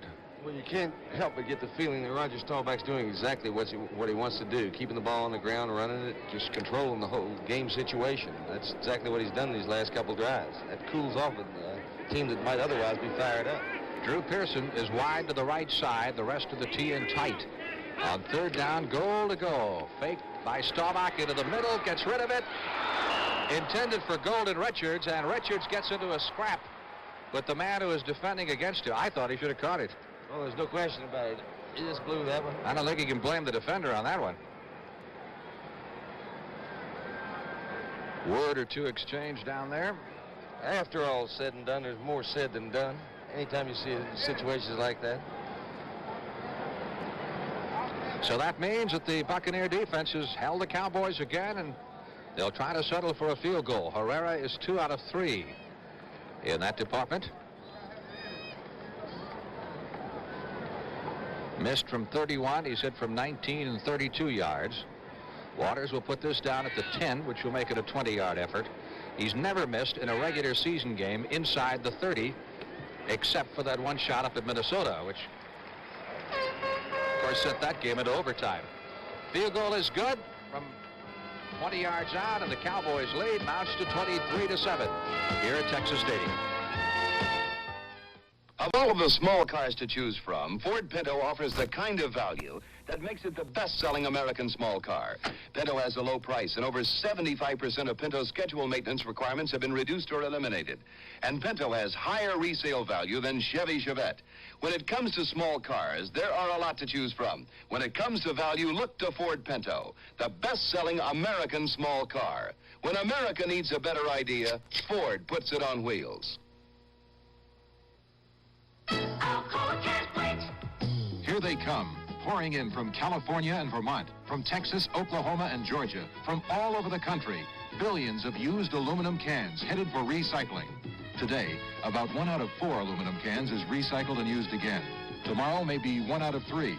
Someday, maybe every one of them. We can't wait for tomorrow.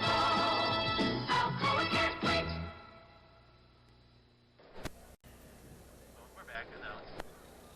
Cowboy cheerleaders hooping it up as Dallas prepares to kick off after taking the opening kickoff in the second half and marching 75 yards and settling for the field goal. Anthony Davis deep along with Higgins. There's the whistle from the referee, Bernie Allman. And Herrera puts his toe into it high and short. And Higgins at the 15, 20, 25-yard line. Fights his way across the 30. And it stops standing up at the 32. Randy Hughes, number 42, and Andy Frederick, number 71, making the stop. Here's the book on the Cowboy scoring drive. As you can see, it consumed almost half of the third quarter.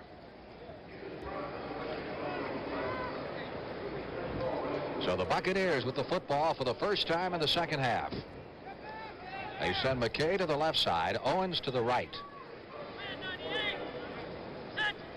And let's see, is that Ricky Bell back in there? Nope, I believe that's Williams. Ed Williams taking the handoff. And nothing at all. Ed Jones just fell on him. Tell me that Ed Jones is finally coming into his own. Oh, yes. He's off to quite a start. Of course, he was the #1 pick in the entire National Football League. Now been, what, 3 or 4 years ago. Yeah. But up until this point, he has never fulfilled that great potential and promise. Cowboys don't have a quarterback sack, I don't believe, so far this afternoon. They've racked up 9 in their first 2 games. It's like running into a stone wall. Again, too tall Jones stopping Anthony Davis. This time with Thomas Henderson lending an assist. Well, let's look in on Ed Jones. Number 72, there's Charlie Waters in the picture there. D.D. Lewis just playing his position. One of the reasons they haven't had any quarterback sacks is Tampa, despite not being able to move the ball too well, has not lost their poise. They haven't thrown everything up into the wind and thrown it up for grabs. They're keeping the ball on the ground, doing what they went into the game thinking they could do against Dallas.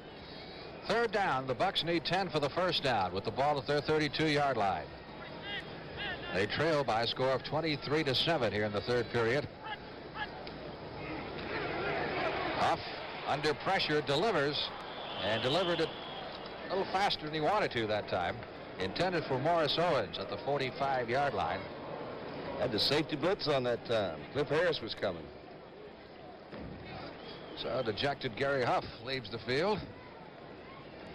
And the Buccaneers will be punting with Dave Green doing the honors. Green in the first half punted 6 times for an average of 41.6. His long punt was 51 yards. Butch Johnson is deep. Nice high punt. Johnson waits at his 22-yard line. Butch to the 25, trying to break through the first wave and couldn't quite do it as he was pinned at the 27. Curtis Jordan, one of the first Tampa Bay Buccaneer players down there, number 25. So the Cowboys take over 1st and 10 at their 27-yard line here at Texas Stadium. You know, it looked like a light day with nothing to deliver but posters for the AC Spark Plug Buy 7 Get 1 free sale. What could be easier, right? Wrong. Do you know how many places sell AC spark plugs? And everyone with a poster like this is selling 8 AC spark plugs for the price of 7, as long as supplies last. Sure, getting a free AC spark plug is a great idea. But you better move fast. Someday, Archie wants to buy a business. I want to see Kelsey's bar turned into Bunker's bar. At 8:30, 7:30 Central and Mountain. Take a look at the 3 events here upcoming next Saturday on the CBS Sports Spectacular. The World Middleweight Karate Championship is from Indianapolis. Superfoot Wallace defends his title against Pat Worley. They call him Superfoot because of the quickness of his left leg in the ring. It's been timed at 60 miles per hour in delivery speed to an opponent's head. How about that, Hawks? I bet he can't run that fast. First and 10, Dallas at its 27-yard line. Second possession for the Cowboys here in the second half. And Preston Pearson taking the pitch from Staubach at a yard at most. Leroy Selman closing the door, number 63. Well said. Tampa's going to get back in the ball game. They got to do it right here. From here on out, they got to dominate. Defense got to hold them. Right now, yes, sir. Give them a field position. Give them a little positive thinking.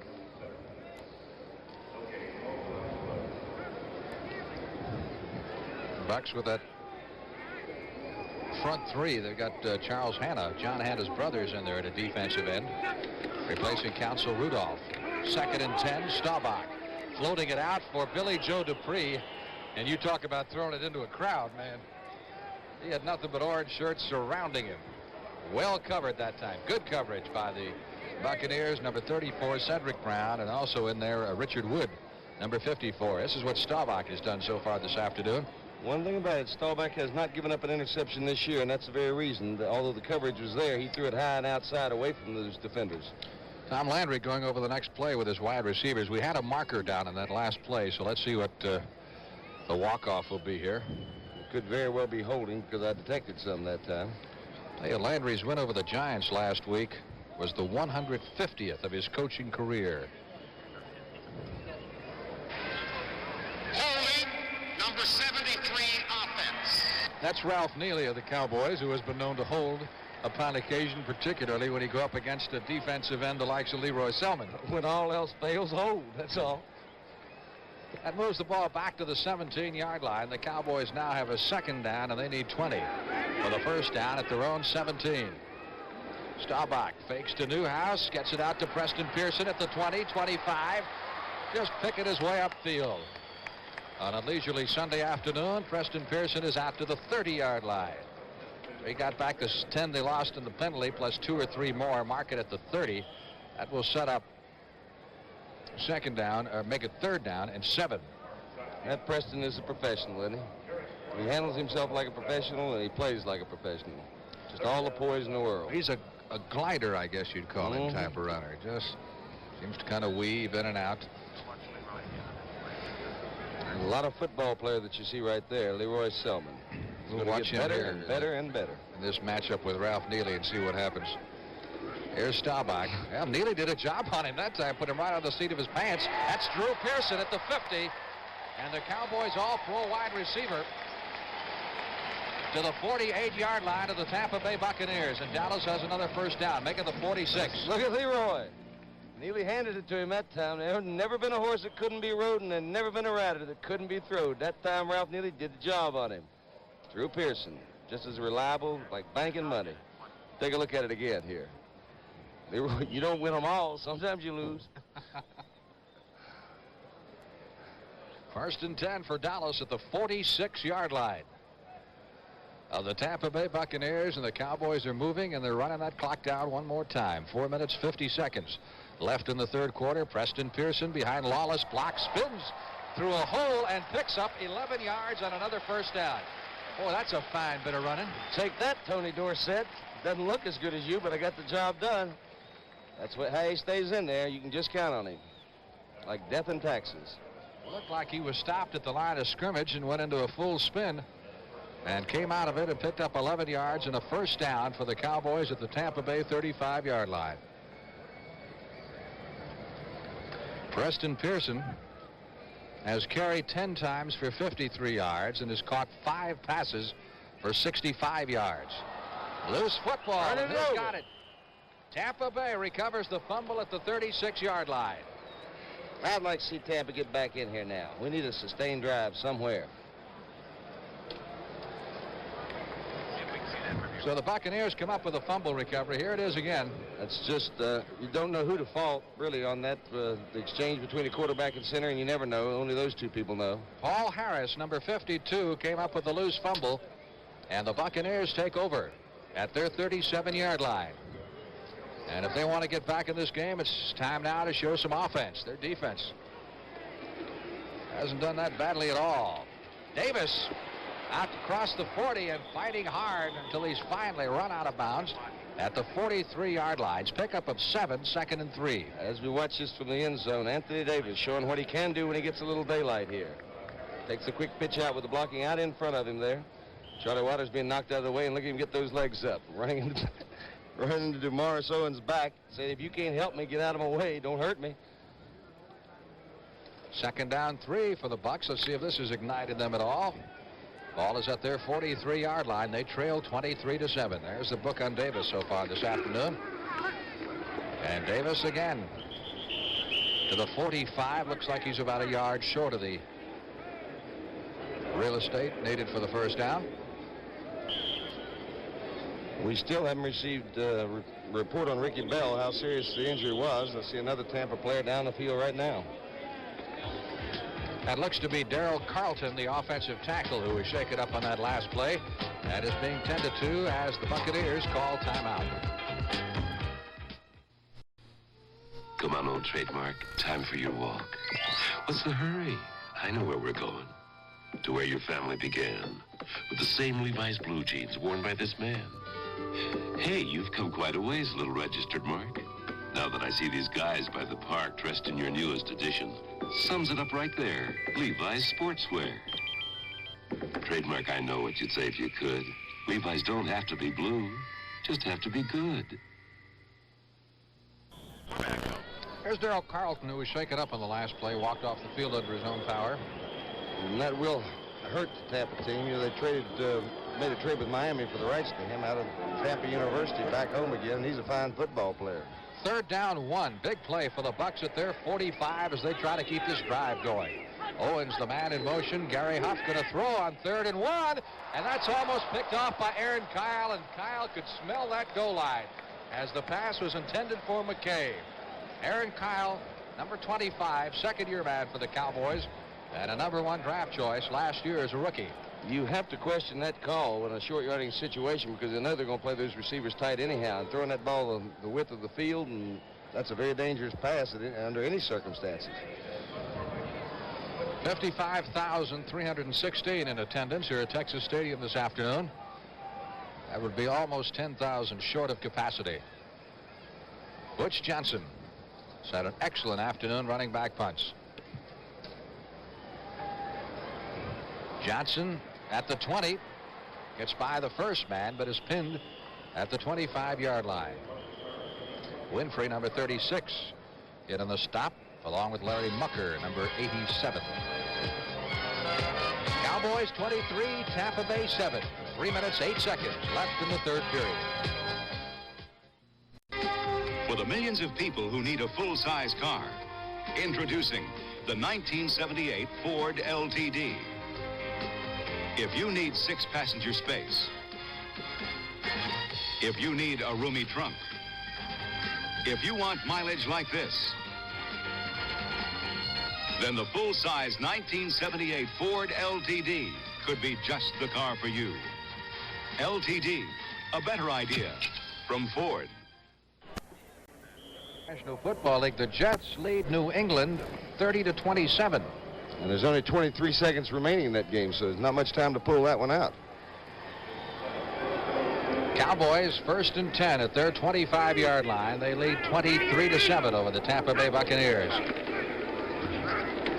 Preston Pearson out to the 27 for a pickup of 2. 2nd and 8.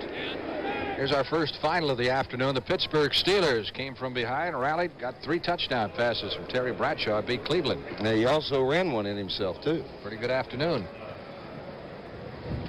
2nd and 9. Cowboys at their 26, 2 minutes, 40 seconds left to play in the third period. And that New England score, the Jets over New England 30-27, is a final now. So Dallas with the number 2 offense in the National Football League and the number 1 passing offense. That's one reason why. Roger Staubach to Golden Richards, out of bounds at the 35, close for a first down. Golden Richards, they have to respect his speed. They lay off of him, and Jarris White just does not commit himself quick enough. As you see, there's just too much room there. Bumps him out of bounds there. Richards signed a contract this week. There were some rumors that he might be playing out his option, but he did sign this week. There's John McKay of the Buccaneers. A colorful man. I just enjoy. I could sit and listen to him talk for hours. He has not lost his sense of humor. You got to say that, right? Third down and a yard for the Cowboys. Dallas from its 34. Preston Pearson trying to pick up the first down. And looks like he's got it at the 36-yard line. Dallas is making it look so academic, like this is a scrimmage between the first team and the second, where they just go out and just run the ball at will on the thing. Well, they've certainly controlled the ball here in the third period. You've got to feel that they're one of the strongest